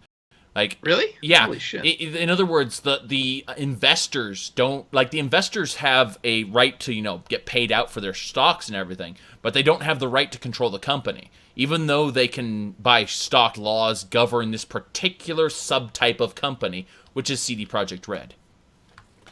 And so, yeah, it's CD Projekt Red is very different than our normal game studios, and I can tell you how Blizzard works, or how Valve is different as well. Valve is freaking weird. They're a flat company. They have no bosses. Then they collectively go and fire somebody. It's opportunity Jesus. to who they hire. It's and like the Left 4 Dead developers, for instance, the people who made Left 4 Dead no longer work there. They went and worked on Evolve, and you know how Evolve turned out. So, yeah, it's unfortunate, but I can tell you how Valve and EA and companies like that work, but Bethesda is very much a mystery to me. Some people who work closely with the company have given me insights, usually as challenges, to be like, well, you're full of shit, and I'm like, okay, enlighten me. I can't. Like, well, then take your you're full of shit at face value. I need, I need at least an in-depth explanation from a point of view. You can be anonymous, but you need to give me something to understand rather than just saying you're full of shit. That's really what it comes down to. I've talked with a former Morrowind developer, and an interview that was taken down on. Yeah, you told me about this. Yeah, and that was a lot of fun, because Ken Rolston, absolute genius. He helped make Morrowind what it was. But his influence is gone, and his influence was arguably detrimental to the storyline of Daggerfall. Like, he retconned a shit ton. Fred wrote all this stuff about, like, the Pocket Guide to the Empire. He worked with a bunch of other people to do this collaborative. Ken Rolston decided, nah, the Imperials, they aren't this wacky Colovian. They're Romans. Well, shit. You know, Morrowind just said, they're Romans now, okay? They went medieval in Oblivion. Well, no. That was what I call the Todd Howardification of the Elder Scrolls. The way Cyrodiil was designed, it's because they could not do a jungle well under their current graphics. You know, they wanted a immersive 3D experience. And yes, immersion was something they thought about back then. They didn't call it immersion back then, though. They called it something else. But they were going for that immersive experience. The problem is that jungle looked extremely fake in comparison to a generic medieval fantasy land, which Gothic managed to do just perfectly. So, you know, like, Cyrodiil is more or less just them doing Gothic 2 better than Gothic 2 as far as immersion goes. Now, as far as role-playing goes, Gothic 2 is still king. Yeah, or they went full before Skyrim. It was in Morrowind. Morrowind, correct. I actually played parts of Morrowind. Yeah. Basically, their explanation is those are other provinces' armors, and then in Cyrodiil it's medieval. Kind of bullshit, but yeah. Yeah. How do I put this? Cyrodiil, they talked about the rust dragons that were supposed to be in Cyrodiil. Talked about the Colovian estates. They talked about the different cults and religions. You know, the Imperial City being the Mecca, larger than any other city in the world. And, you know, again, it just never quite matched up. And that design direction with each successive game. And I don't have a problem with that. You know, like, they're still... I explained this in one of my videos. The heart changed from Daggerfall onward. It's, you know, it's an immersive open world sandbox where the main quest is secondary to the fantasy life simulator. And, you know, Daggerfall was the fantasy life simulator. Skyrim, Fallout 4 is the extension of the action game, the shooter. But they're all going in the same action to, I hate to paraphrase from guys, but press the button, something else to happen. Button awesome, connected now in Dragon Age 2. That's I don't remember that. Every person I've talked to who formerly worked for Bethesda said that Todd Howard's perspective was, isn't it awesome to just go and cleave someone with a two-handed axe? Like, you know, how you just want to, you know, just get in there and do it, you know? Whereas Ken Rolston was a more thoughtful, you know, collected, this is how the world should be shaped in comparison to the real world. And we need to, everything must be a metaphor. You need a mix of both of those perspectives. It had its own flavor. Like, I don't have a favorite Elder Scrolls game anymore because every game brings something awesome. Even Skyrim. And, like, I have a lot of Morrowind fans who watch my stuff and they go like, why are you playing this? Even Elder Scrolls Online, the Cyrodiil PvP zone is just, it is Dark Age of Camelot brought into the Elder Scrolls. Why the hell not? It's fun. You know, and they got that Capture the Flag mode that's always active called Capture the Elder Scroll. You can go get the Elder Scroll of Chim. Elder Scroll dropped. Elder Scroll picked up. I'm serious. It, like, pops the screen and everything. I know. Really? They're doing an Elder Scroll? Yeah, it's an Elder Scroll. Yeah, you have Why don't they do like Daedric Relic? You have to take it from the enemy keep over to one of your forts, and then you capture the Elder Scroll, and then you get buffs as a result. And why can't you do like a Daedric or Aedric Relic instead? Yeah. Someone said Todd the Toddler Howard YouTube channel that has like 2 videos, and one of them was the disappearance of the Dwemer, where he explained that Dwemer metal is actually just ordinary iron sprinkled with stuff like that. And it's like the Dwemer used their subpar smithing skills to create impractical weeb shit. And it's like this sword that like it's true flame or whatever. It's like you're like this cannot work as a real sword. It's like I was looking at those the other day. They are thank you. Yeah. They look absolutely ridiculous. Yes, they do. It's funny. Zarek, and Gamma, what have you guys been consuming in like media recently? It's a good binge watching this guy's videos. I can't even remember what he's called, but he goes out with a metal detector through like forests and finds cool shit. It's like exploring in Skyrim, but in real life. That's pretty much what he's doing. So my wife and I have been watching this series called Saga of Tanya the Evil. It's this who it's like a little girl in a world of like big male soldiers, and she kills people, lots and lots of people. It is bloody, it is gory, and it's a little girl who talks like this. People, it's just of Tanya the Evil. My wife and I have been watching. How is it? It's pretty good. I mean, it was a Japanese businessman in normal times, and he went and made the mistake of, at the moment of his death, God comes to him and says, why don't you have any faith? Like, why have you lived your life this way? And the guy says, he explains, we live in a perfect world. We don't have we live in a prosperous world with technology, all this stuff. We don't need a god. And they get into a conversation. He explains how managing God, it tells him managing these 7 billion people on the planet is impossible. And so the Japanese businessman goes,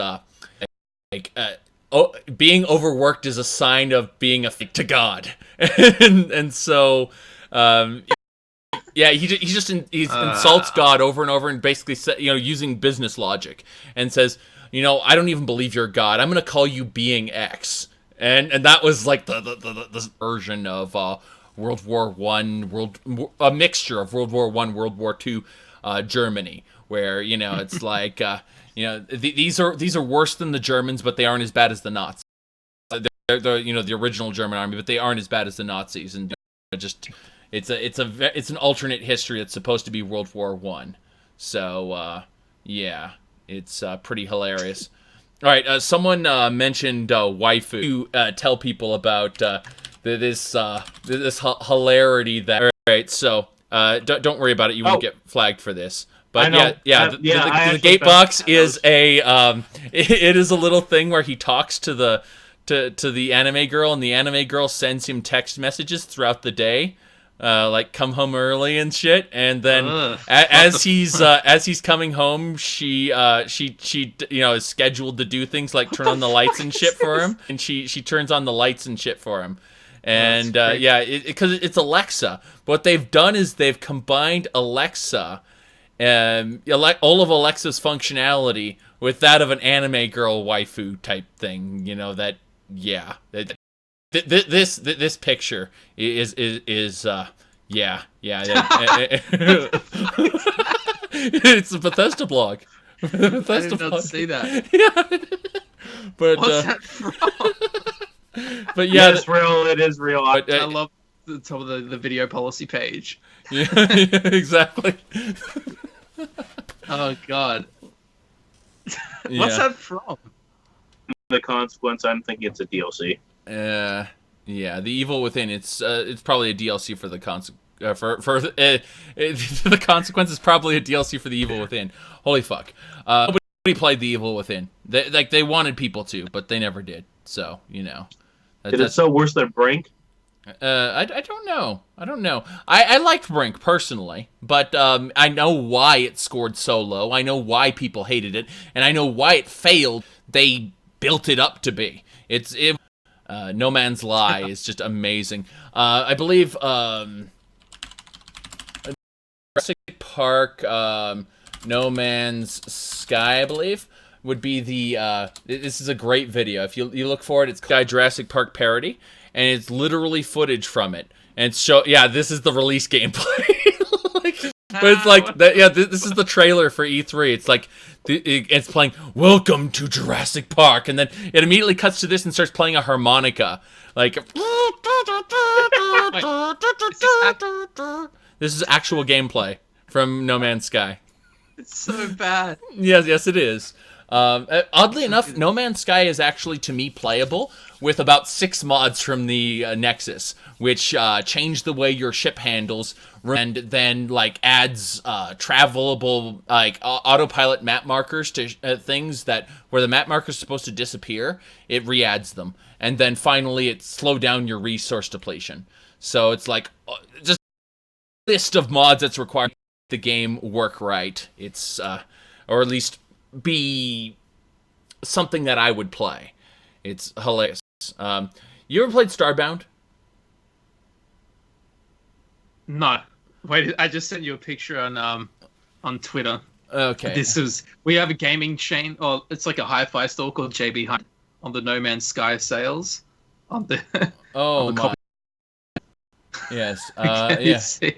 Okay, let's have a look at that. Yeah. No Man's Sky, the best refund of summer. 10 out of 10 would refund again. Absolutely. That's what they Absolutely. had in the store on the In game. the store, real life? No, it was on Google, but Oh, okay. I was gonna say that is a find if you manage to get that. Like I have a feeling someone just a picture of it. So maybe it wouldn't Yeah. surprise. I don't know. JB's pretty like they don't give a shit. Yeah. They Yeah. have uniforms. No one gives a shit. No one helps you.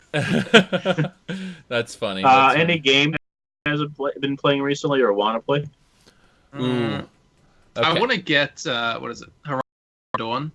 Yeah, it looks pretty good. I mean, Yeah, I've heard most of the reviews are mostly positive. Unfortunately, I can't play it because I don't have a PS4, and there's only one game that will make me buy that: Yeah, what's that? Kingdom Hearts 3. Yeah, Hmm. right. all right. I So know. my I only have. I want to play Zelda.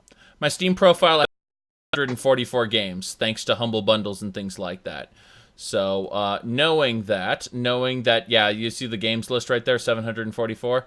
So let's go over my library specifically. So Warhammer: The End Times Vermintide is the last game I played, followed by Oblivion, Skyrim, Mountain Blade Warband, Skyrim Special Edition, which I've got a vampire playthrough on this, and then on the regular Skyrim edition, I've got this absolutely ridiculous Sonia Belmont character build for like What things it's yeah, with the jiggly boobs and panty shots. Yes, absolutely.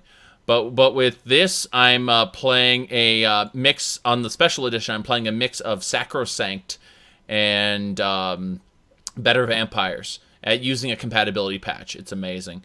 Let's see, Oni Chambra is the actual. Most of them are bad. Zerakao's Heimster. Is currently a vampire.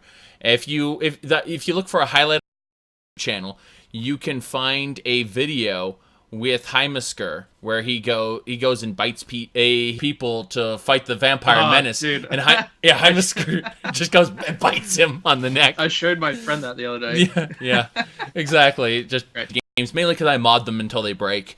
But it just the amazing things like in Fallout 4, for instance, you just see this nuclear cloud, rising in the distance. See something flying into the sky, so I use VATS to target it, and it's a fog crawler from Far Harbor, but it's flying up from the nuclear cloud into space. So using VATS, I take a pot shot and I kill it in midair, and I'm like, level up, hell yeah! Sometimes the because bugs are good. because I have so many games on my Steam. I currently have less than user 195, and some of those I just will never play. Some games I really want to play. I started with Burial at Sea for BioShock because I only played it about halfway through. Yeah, I totally everybody who knows how much I hate Fallout 4. I've only played 635 of it, so like worst game ever, not worth the money. I'm fucking joking. I would by the recommend way. buy it on sale. Yeah, no. It's worth buying at full price, provided you mod the crap out of it. And I feel that every single Bethesda game is the same way. They're all worth their asking prices, provided you have a good mod list at your disposal. Like they all have that potential in them to craft the game the way you want.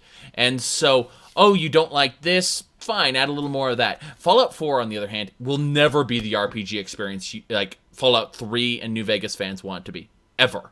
But if you embrace the shooter, if you did the War of the Commonwealth playthrough, where we have like packs of 12 ghouls running up against a pack of like 8 forged, so they're fighting into the that's what made the playthrough amazing. And even after I gained the ability to get all of the perks, because I'm like level 200 or something like that, it doesn't feel like a different game that I really enjoyed, like Vermintide or, I don't know, Left 4 Dead or, things like that, where it's just in a Warframe, Warframe's right.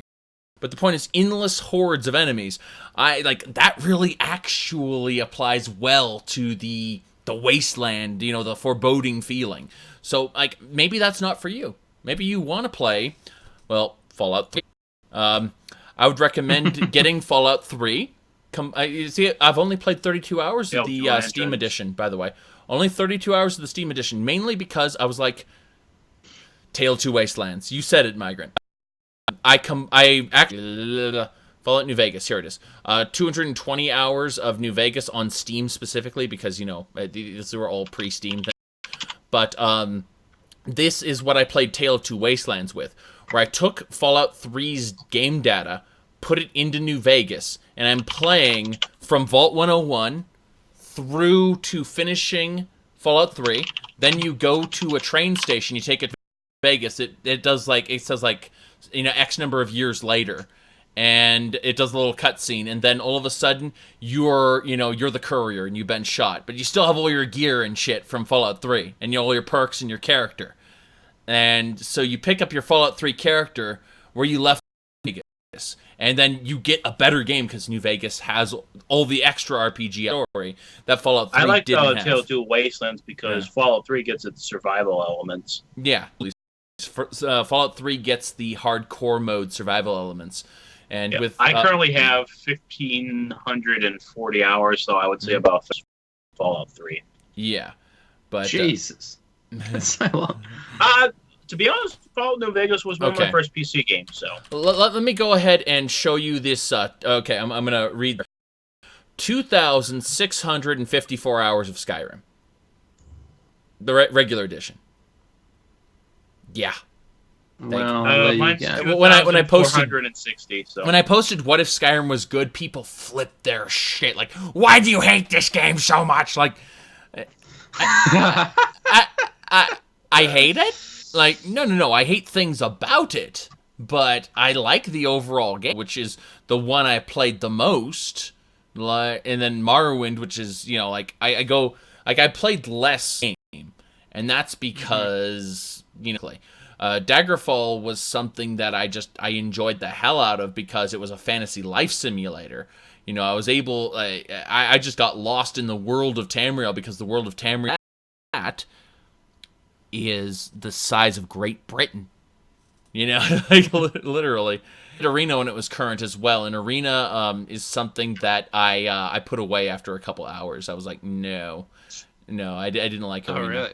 But when did that even come out? I don't even know. That's a very good question. Too much of my childhood. All I remember really is playing on a what's it called? 94? Yeah, 94 was something.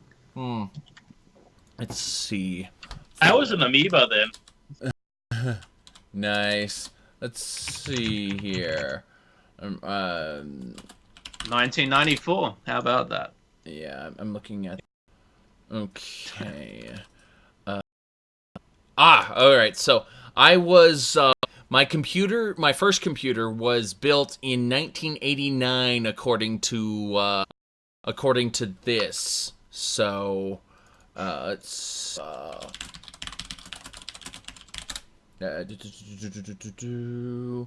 and it was released in 1994. So I was playing on a 1989 PC. I was playing a 1994 game. So that's Arena. And yeah, that was current. So in 1996 for Daggerfall. Someone asked what are the major differences between Arena and Daggerfall. Everything. No, the controls being remappable being able to, having all the guilds, the mages. You didn't do quests for them. You just bought potions and shit. How did you look around an arena with the arrows? You Sounds okay. So I want unbelievably annoying. I want you to imagine, like, put your left hand on the arrow keys and put your right hand on the mouse. Okay, so while you're moving around with the arrow keys, I want you to hold your right mouse button in order to engage attack mode, and swing your mouse left and right in order to engage the attacks, and you will attack in the direction that your mouse swung. Okay? And while you're doing that, now imagine you need to make a jump. So hold the shit, like move your hands off of the off the finger of those keys and move them slightly over to under the enter key. Hold shift with your index finger and with your ring finger. That's how you Are there mods now that fix that? Is a DOSBox configuration file which rebinds a bunch of stuff, and it tells the game, like when you press spacebar, it tells the game you're hitting Shift J. You know, like Okay. it's an interface a configuration file. I love you can, the attacking. Yeah, Swing your mouse. No, I the mouse, but it a lot better because you also mouse look. So, or you can turn on mouse look. It's not defaulted on, but you can just click on there, like view from keyboard, switch over to mouse, and then bam, you can't look around while you're or swing, and that works. You are dying of coughing. Let's see. It was either way. I've got a shit ton of Daggerfall stuff up, so if you want to see Daggerfall, I played a lot of that. In fact, I Daggerfall character and just skip around that because it's fun. I murdered a lot of people, so it's like the Dark Brotherhood has or be counted among our enemies. Stuff like that. I became a werebore at one point, and when I became a werebore, a couple months, and then what ended up happening is I got a letter, and it goes it gives you like, it's nice to make contact with you, your name, or should I say the werebore, we know who you are, and if you go seek this person out yourself. If you do not, within 20 days we will hunt you. And so if you don't this particular quest spot and cure yourself, from then on there will be werewolf hunters after you. And it's kind of neat that it adds that element. Also, Daggerfall really has politics where, like, say you were to the Kingdom of Dwenin. First you go to the Kingdom of Daggerfall. You join the Knights of the Dragon, which means you officially ally yourself because you are, part of their knighthood. But then you go to the Kingdom of Dwenin and you try to talk with one of their rulers. It goes, "You're a member of the Knights of the Dragon. Why should I speak to you?" And they don't want to give you any side quests or anything. They're like, "Fuck you." So it's like... So, like, the house system in Morrowind? Yeah, except, applied to all the kingdoms in Daggerfall. Okay. Yeah, and it's not that... Because the kingdoms had different alliances. The best way to put this, if I just grab this map from UESP here, these are the different kingdoms in Daggerfall. Each one itself had... this area, like Orsinium, is this teeny little thing right here. Just this teeny little block there. Wayrest is over here. But that's why when I look at, Elder Scrolls Online, I'm like, this is nice, but, and then I go back to this, and it's yeah. Now, I can appreciate the level of detail they put into ESO, but at the same time, like, as a fantasy life simulator, you spend, 20 days on a boat where Manny Marco is and his little Scourge Barrow is the capital of Sentinel. My current character is a Khajiit Archer, and she is based here in Sentinel. But I've had characters in Sentinel, Wayrest, and Daggerfall, and Dwenin. I like to base my characters in different areas. And by the way, Mr. Tibber Septim was born here. I call him Tibber for reasons that the chat may know. But where was he born? What is that? He supposedly, at least we believe, he was born. Okay, we don't actually know. What's the island called? Bettany. Bettany. There's some other people who say he was from somewhere else. Like, they believe that somewhere in the Iliac Bay region, somewhere, he was born as Hotly Earlybeard. And he very much took, he took the mantle of Talos for himself from Wolfhearth. And Wolfhearth was from, by the way. And so, like, most of the stuff that that they call you in, most of the things out in Skyrim, I should say, are from the Nord's perspective. But then you look at all the different evidence, like the fact that when Tiber Septim was supposed to have come to Skyrim originally, Nords had already stopped immigrating from Atmora. Atmora had already become what it is now, the frozen wasteland.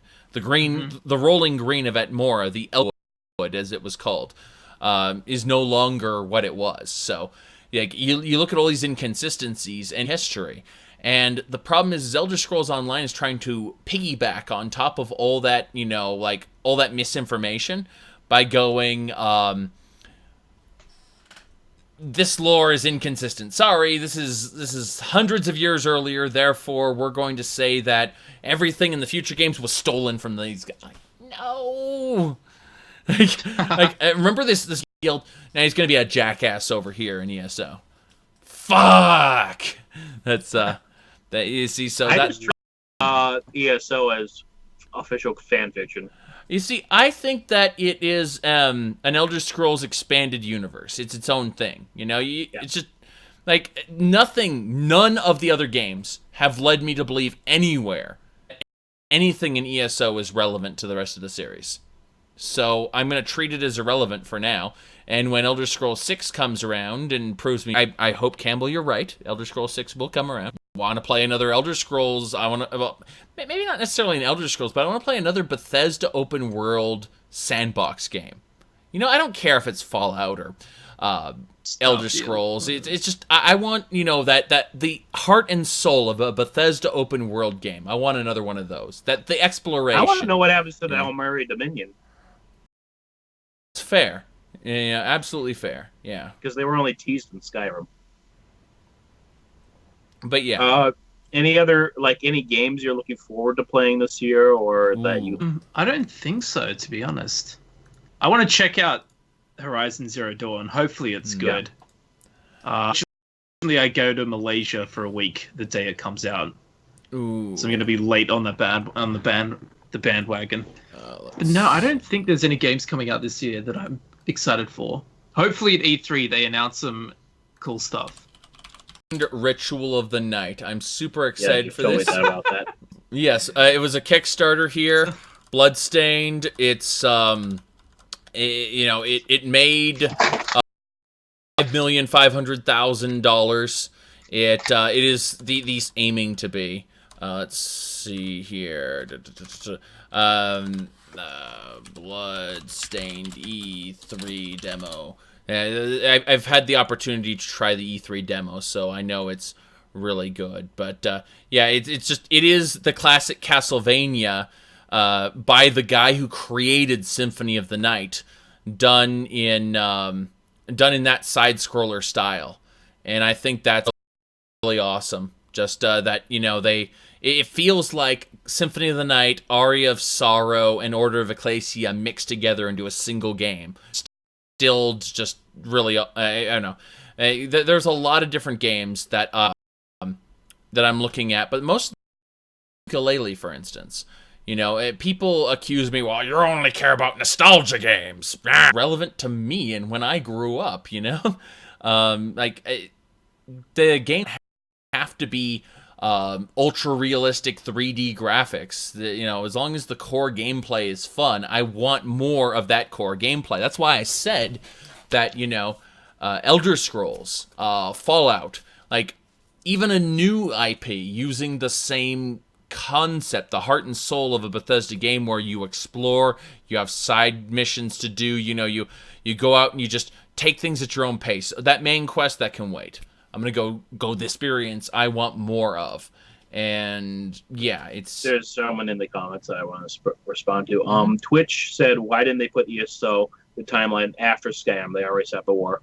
The main reason is because that means they couldn't make another game because ESO would be taking up all the story and would be constantly changing into texts have already been explored by a single player physical way to really retcon it without doing a bunch of bullshit.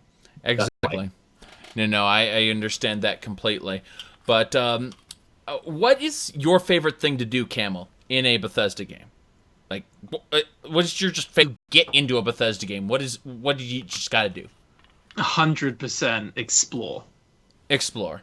I agree. Cheers to even like even like going to people's houses and finding shit. And even now, like that video I put up recently, the curating curiosities for the Rift. I played Skyrim for so long, and I found so much new stuff that and I love that. And it's exciting. It's like the excitement of you really don't know if you're gonna find more stuff or not. That's cool. Like there's always something new to find around every corner. Yeah. Let's see here. Mine is basically go through the main quest a little bit, get a essence of what the game is, then explore. Unless the main quest really drags you down and only do the main quest like Fallout 4 does. Well, oh god, that was the grimmest main story. Everything was cut, unfortunately, which the main quest of Fallout 4 served to give you a great go see the railroad. You know, they put you in vicinity of the Brotherhood of Steel. You don't have to make contact with them, thank God. Yeah, but I was basically like, hey, go here, go here, go here. Exactly. Because they literally give you the quest. Well, instead of just overhearing the radio. The game designer constants when they use tools like quest systems or breadcrumb trails or linear paths in order to get you from point A to point B. If in a video game at any point you're going, where do I go? What do I do? And you don't know, that means the developers have failed at that concept. Unfortunately, the level of hand-holding in Fallout 4 is a little too hard, and the result is when you're trying to do side objectives, you end up screaming about your child Sean right before you go to spend 4 hours building a settlement.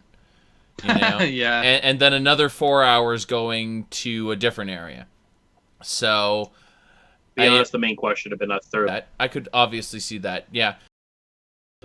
I would say that Skyrim subverted that pretty well, except for the Civil War.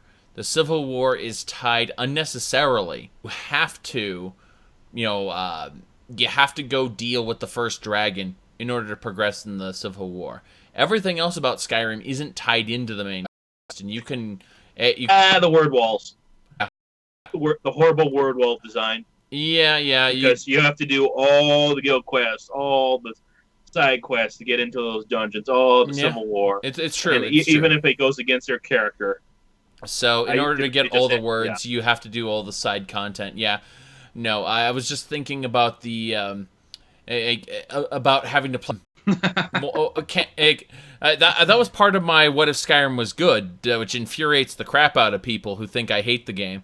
Is part of that is you should be able to betray and kill Carlia and fully convince what's his name? I've already Brynjolf. If you don't successfully to kill him too, and just multiple endings to it where no, I'm keeping the skeleton key. Screw this. I got to keep it in Morrowind. I got to keep it in Daggerfall. Why do I have to give up the skeleton? I was you don't complete the quest line. Annoyed. Yeah, and as I explained to Fudge Muppet when they were doing their Daedric Relics video,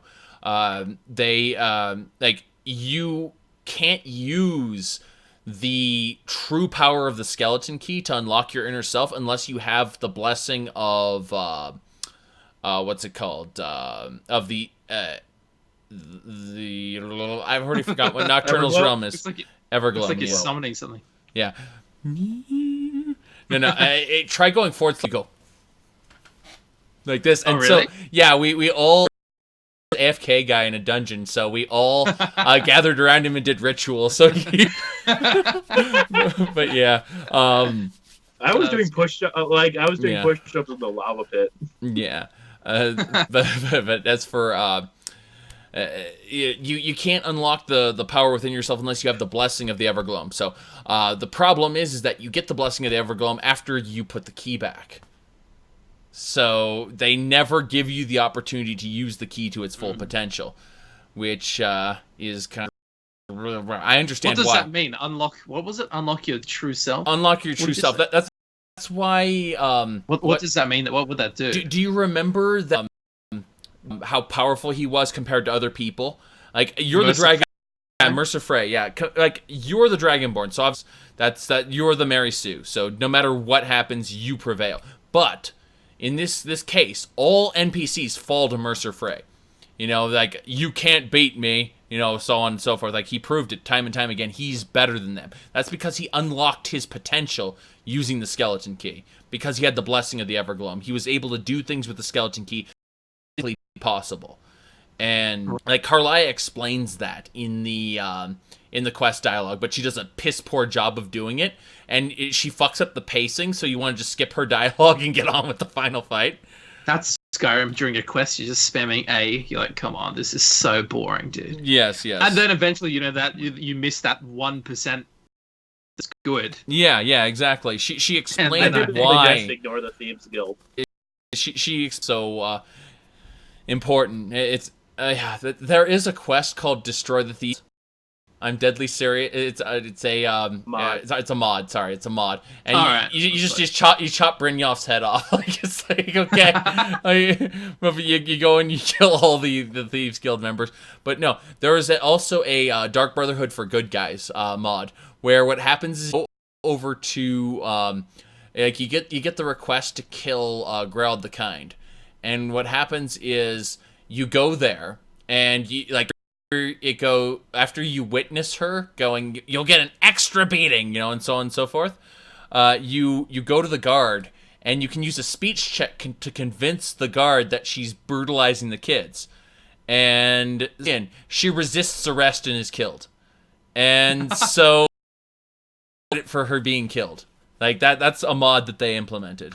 You know, because that's actually clever. Yeah, that's how they how you join the Dark Brotherhood as a good guy, quote unquote. And you know, like, why would you stay in the Dark Brotherhood? Well, if you go into I kill Girl the Cord anyways because killing her is typically how cruel she is. Yeah.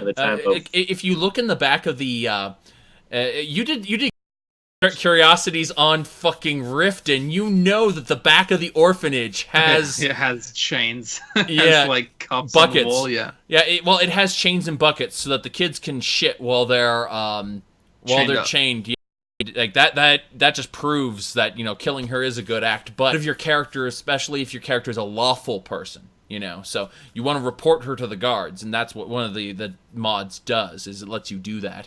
And there's so many games, or so many Bethesda games where like mods add just such a small thing, which just feels like it should have been in there. Makes such a difference, yeah. Yeah. Now Oblivion, I just love the Better Cities mod and the Unique Landscapes mods because, oh my god, farms outside of every major city, and every major city has a shire where the peasants live. It's real. Like, this is what a real place would have, you know? And that's, I guess, where why I can't, I've been go back to vanilla Oblivion anymore. I had access to a more realistic version of Oblivion. And, you know, ignorance is bliss when the people shout, I don't need any.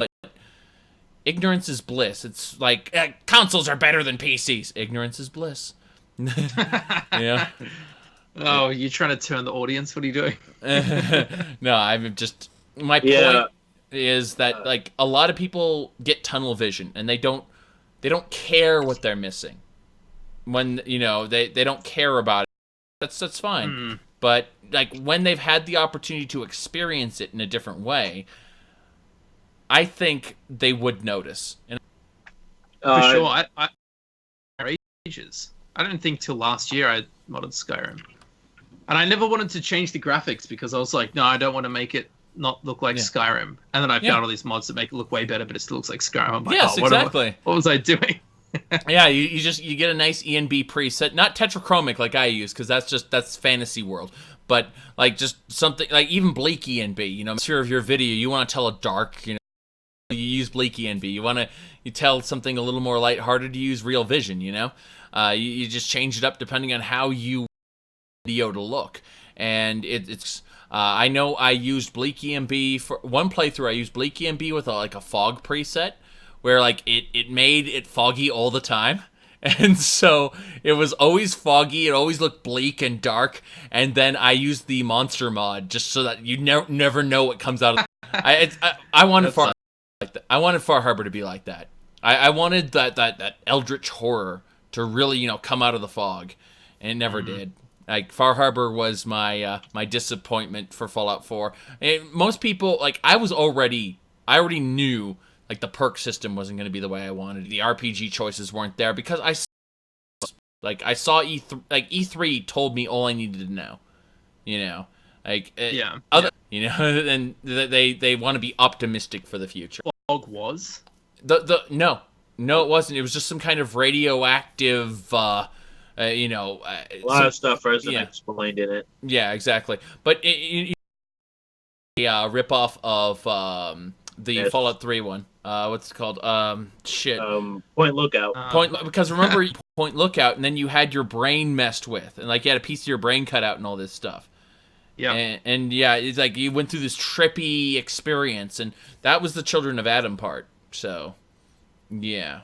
For me, it was Nuka World. That is such boring DLC. Even Zeta had more personality because of all the lore quests you can collect. Even though it may have been against you, like the Japanese guy you couldn't talk to. Yeah. Yeah, in Mothership Zeta. He's a samurai. Like, you have an astronaut, you have a samurai, you have a person from the modern wasteland. Yeah, a cowboy. And then a person from the modern wasteland. Yeah, Mothership Zeta was a really interesting one. These DLCs were well thought out and pretty big compared to Fallout 4, which was a theme park. Operation Anchorage had more personality than Nuka World. Yes, it did. I feel like looked cool when I saw so much cool hidden stuff and use Conquest to create Westworld.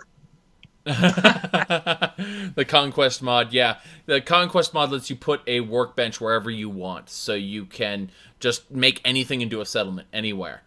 And so it's I'd argue that the settlements are actually a detriment, because I'd rather have all these places that were settlements. I'd rather have them fleshed out locations to check out. About a fourth to a third should have been settlements, and the rest should have been fleshed out areas. Yeah. Or even Yeah. No, I went over. I never did a what if Fallout 4 was good, but I need to go back to. I'd be ripping off so much stuff from that guy, the Shandification of Fallout. Anyone who hasn't seen the Shandification you need to put of Fallout, in actually siding with. Yeah. That was a flaw with Fallout 3. They actually had some legitimate reasons. The AI guy who actually gets to side with in the game is the actual problem with the Enclave. The Enclave kind of saw the error of their ways a little bit with the actions from the first two games. Yeah, I mean, well, the first two games, I didn't really like the first two games in terms of their gameplay mechanics. Story-wise. But story-wise, they're the best. And that's, it's because, this guy goes and explains how plot works. And he... Oh my god, what is that? He goes, like, signal versus noise, story and not story, he explains. Like, but in the Fallout game, like New Vegas, all of this is the story. Like, it's inverted. And he explains how, like, this could be your narrative of your player if you just go around the what you want. And he explains it in a way where he goes into big detail. Like, this is something to really look at, because here it is. Like, Fallout 3's open world setting is Fallout Game Brio open world plus FPS. What else? He's going over reviewed well. But then, like, they're all, it's the same, right? But then he goes and he says, like, Fallout 3 was good. And then he Fallout New Vegas, oh my god, Squeedy. But, yeah, that, like, from that concept there, you know, he goes over, like, the explanations of how, like, what do they eat? Like, you know, a super mutant behemoth needs to really be packing on those calories, you know? Like, the people on this aircraft carrier, what do they eat? You know, It's very small. But no. But then we go over here, and New Vegas, like in Good Springs, what do they eat? Oh, I guess they eat this. I guess they eat that. You see what I'm saying? Like New Vegas thought it through to a painful degree where they actually had like an open world that you could think about, like the New Vegas itself. Oh, wait, the New Vegas city has a whole complex of farms with irrigation and greenhouses. You know, like, they through. And, what do Deathclaws eat? He goes on. Yeah, exactly. Pretty damn funny. Just, if you hadn't had the opportunity to check identification of Fallout, I recommend checking it out. Like, he said it himself perfectly. You know, if you find the question, what do they eat, annoying, then you are not fit to create fictional worlds. About, like, if you were this NPC, how would you live? And I don't think they thought, because the NPC goes from, their place of work to their bed, back to their place of work again, and repeats the process. And you'd think they'd have schedules. Some of them don't even do that. Some of you don't do that. Yeah, exactly. So, yeah. I really like Fallout 4 for what it is, a shooter. You know, I installed mods that accentuate the shooter experience. Just like with Fallout 3 and New Vegas, I installed mods that allowed me to tune the survival experience. I installed different Skyrim mods that, allowed me to customize the experience through each playthrough. I fixed my problems with Cyrodiil, unique landscapes and better cities. Bam, want it. To install Morrowind Rebirth, which expanded the cities, made them feel lived in, really lived in. Daggerfall didn't need any of that. It didn't. Because it was truly colossal. Now, that said, Daggerfall Unity, I think it's right here, Daggerfall Unity Workshop 3. Daggerfall Unity is a thing. It is currently in production right now. And this is Daggerfall in the Daggerfall Unity engine, which is, Holy shit. Yes, exactly. Holy shit. This is literally Daggerfall's content slammed into the Daggerfall Unity engine. What you can see, like, all the buildings are the same, the locations are the same. It's just they've made edits to how the game world processes shit. And so this is the Daggerfall we're going to see in a couple years via the engine. They haven't finished quest design yet. They haven't finished this. They haven't finished that. But the mods that are working right now are it's just getting better and better and better. This is the kind of Daggerfall. Like, they actually had a multiplayer mod for an older version of this, like a really old version of this. I have a feeling they're going to update that, and we're going to have multiplayer in Daggerfall. I'm waiting for that. Speaking of, how far along is this? Again, they've put the entire world of Daggerfall in there. The entire Iliac Bay is explorable. Dungeons are explorable. Monsters are killable. They do not have all of the leveling and quest systems in yet. So the game isn't Is it the same game size, though? It is identical. It's just rendered differently. Wasn't most of it randomly generated, though? It was procedurally generated, but the cities are the same no matter what. I know, like in Wayrest, because of the name. Anytime I walk into Wayrest, I can go right to the Dirty Priest. Doesn't matter what save file I'm on. It was random at the time of creation, but most of the cities are right. Yeah. Okay. Yeah. So if when you know where something is, you know where something is, and that is just the way it works. So, yeah, it's going to be there. LODs, sun shafts, bird particles. So yeah, all that. I know. What I was going to say is, hold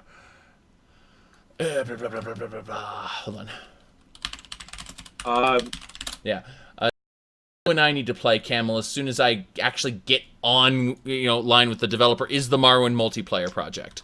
Like they released a new version of it fairly recent. When the most recent one was. It added a server browser, world state, spell container, and container synchronization to Morrowind, so you can play the game together with people. Like you see the partial world synchronization at 005. Talked to him in December, but and we never got our conversation going. So here it is. Let's see. He's right here. Open it on my Steam friends. So I typed in David. There we go. So at some point I will talk to him about this, and I want to get a conversation going, because this is something I want to promote the hell out of, and I want to play with you and possibly one other person. Get a 3-player game going if the game. But I'm willing to play that, Zarek, if we have time. Yeah. Well, that is something probably in a month or two down the line, unfortunately, because of how things are working. But 12 seconds ago you retweeted. What the hell? Okay, yeah, that was 8 minutes ago. Okay. Yeah, I went on to Twitter for the first time since we started. Right. But that makes sense. Either way, development for the old games they're still going. Like, people are like, well, those aren't relevant anymore. Like, to who?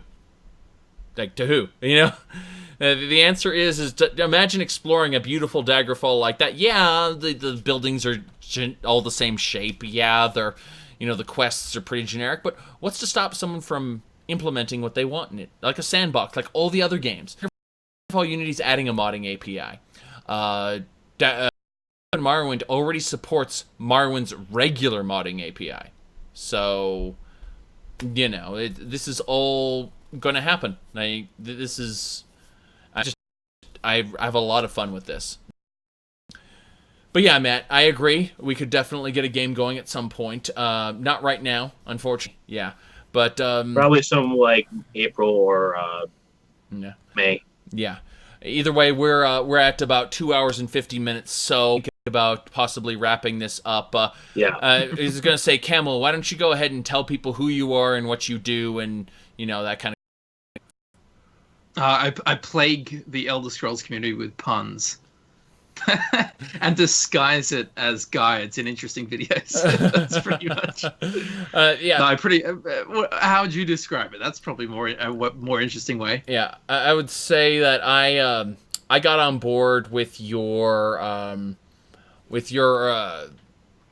channel mostly because of your early. You said that the rat, you found a rat of unusual, a rodent of unusual had to be eradicated.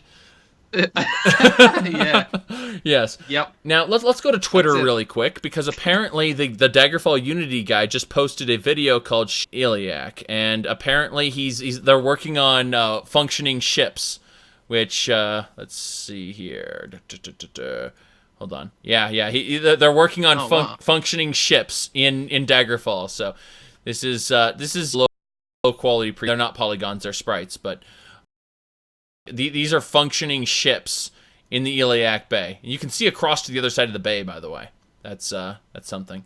But yeah, just working ships there. That's something. So did Daggerfall have any underwater stuff?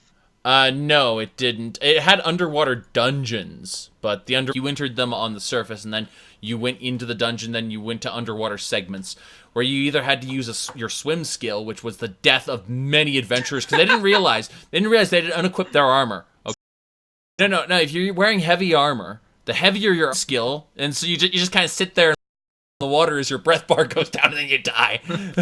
But if you take off all your gear, that's cool. Then you could swim around. Alternatively, you could use the buoyancy spell, which it actually overrides your swim skill and automatically gives you wearing heavy armor if you use the buoyancy spell, and you could just swim through it. But yeah, powerful in Daggerfall, and people, Magic users, like it. Okay, Yeah. Zerika, so what are you been up to? As I said earlier, have been working on YouTube content that tends to offend people, sadly, because, you know, my harmful... Trust me, some of the Elder Scrolls community have called my my opinions very harmful. So, you know, I stand by my harmful opinions, which is not to be confused by the YouTube channel called Harmful Opinions. That is someone completely unrelated to me. But as far as what to... you know, I've just been I've been doing some live streams. You know, apparently, right now there's You're live right now. Yeah, there's some kind of podcast going on with Migrant Thought and Camelworks. I don't know what's up with that, but apparently there's also an Elder Scrolls earlier. People get offended by that because I like the core of the game, specifically not the questing system, but the grouping with other players and the PvP. But then I think the Knights of the Eternal Throne or things like that, which are really, really good, and then it's like it gets people's panties in a twist. I talked about PewDiePie, pissed some people off, made a few people unsubscribe. The best thing about making people unsubscribe is every time you do, you'll notice that your subscriber count goes down by like 1 or 2, and then it goes up by like 10 or 15. And so it's like, bye-bye. No. Yeah, exactly. I'm never going to compromise myself because it offended somebody. I'm sorry, it's just not going to happen. Like that's you know, when I choose to be civil and non-offensive, I do it for me, not for them. You know, it really depends. I talked with Migrant Thought. You know, I did a lot of things. What I would recommend checking out are my reviews, because I reviewed some weird things, and Nitpick Land series where I talked about how Bethesda ruined Fallout 4. You know, ruined dog meat forever, and those are bullshit. Surprisingly, that's the only dog meat that actually is functional in the game. Which one? Dog and it's functional. Yeah, the dog meat in Fallout 3. If it died, you actually had a perk that called Puppies, where a new dog meat would spawn in front of Vault 101. Oh, really? And then in Skyrim, you had a dog that kept following you until it pushed you off the edge, Barbas. Bobus. Yeah, Bobus was, he was Creeper in Morrowind. He was a scamp. Mm-hmm. And then in Oblivion, he was a statue that got put into your inventory, a little dog idol. While he was in your inventory, told you, do not give Umbra back to Clavicus. Do anything with it, but do not give it back to Clavicus. And you do, and that's why the Elder Scrolls novels take place. The Lord of Souls and the Inferno. If you hadn't given the Umbra back to Clavicus, those two... There's another bit of dialogue. In Oblivion, he says, that's how you find out he was Creeper. He says, I spent some time living with orcs. Yes. What the hell is it? But he also says, I spent some time as a Red Guard. Yes. Any thoughts on that, Zarek? Probably had to do with Elder Scrolls Adventures. Who was Red Guard somewhere. Yeah, exactly. Anyone who says he's Cyrus is bullshit. Cyrus is attributed as a manifestation of the Hunding. And the Hunding is Bobus. That's Are you sure? Yeah, I'm certain that the Hunding is not Bobus. The Hunding is something that manifested to allow the Red Guards to kill the left-handed elves, the Sinistral elves. There's a good theory in New Vegas that No Bark and Novak is actually the chosen one from our Fallout 2. All the stuff he references. Hey, Camel, did you know about the guy from the railroad who follows you the whole game? Yeah, I can't remember his name. He's not the Lone Wanderer.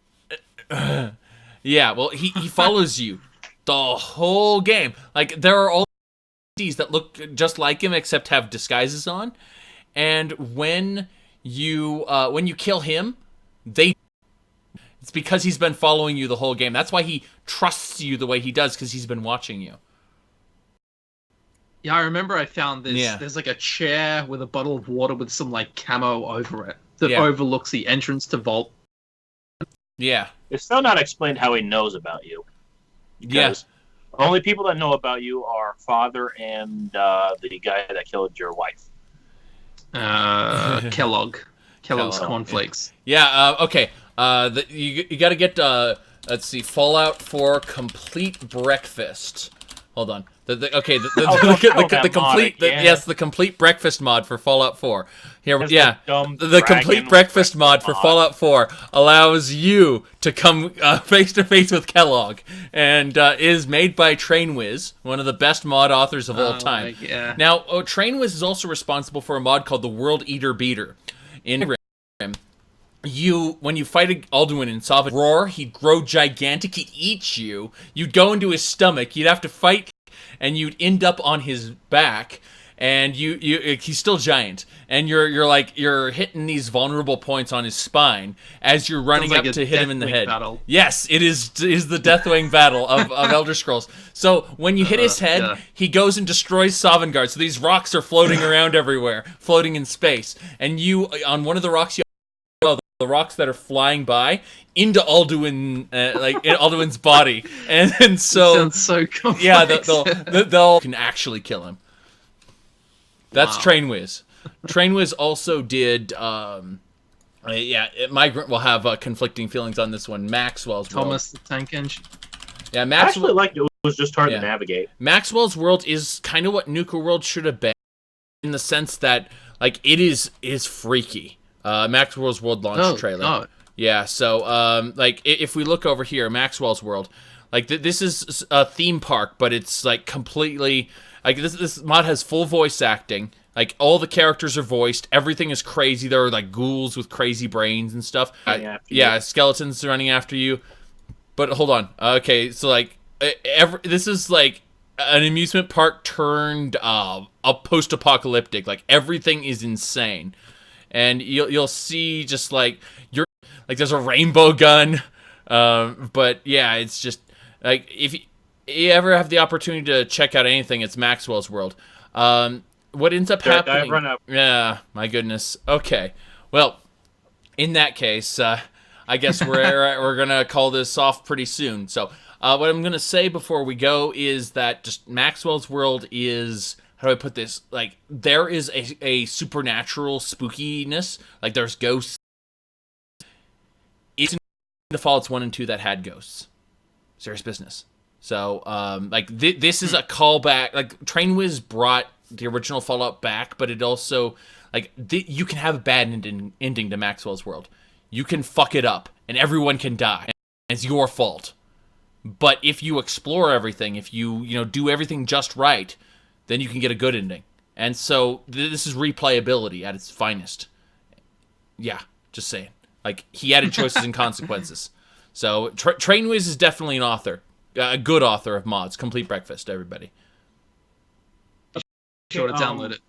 All right. For me, I just finished a playthrough of Burial at Sea. Very likely doing a review, or at least my thoughts on.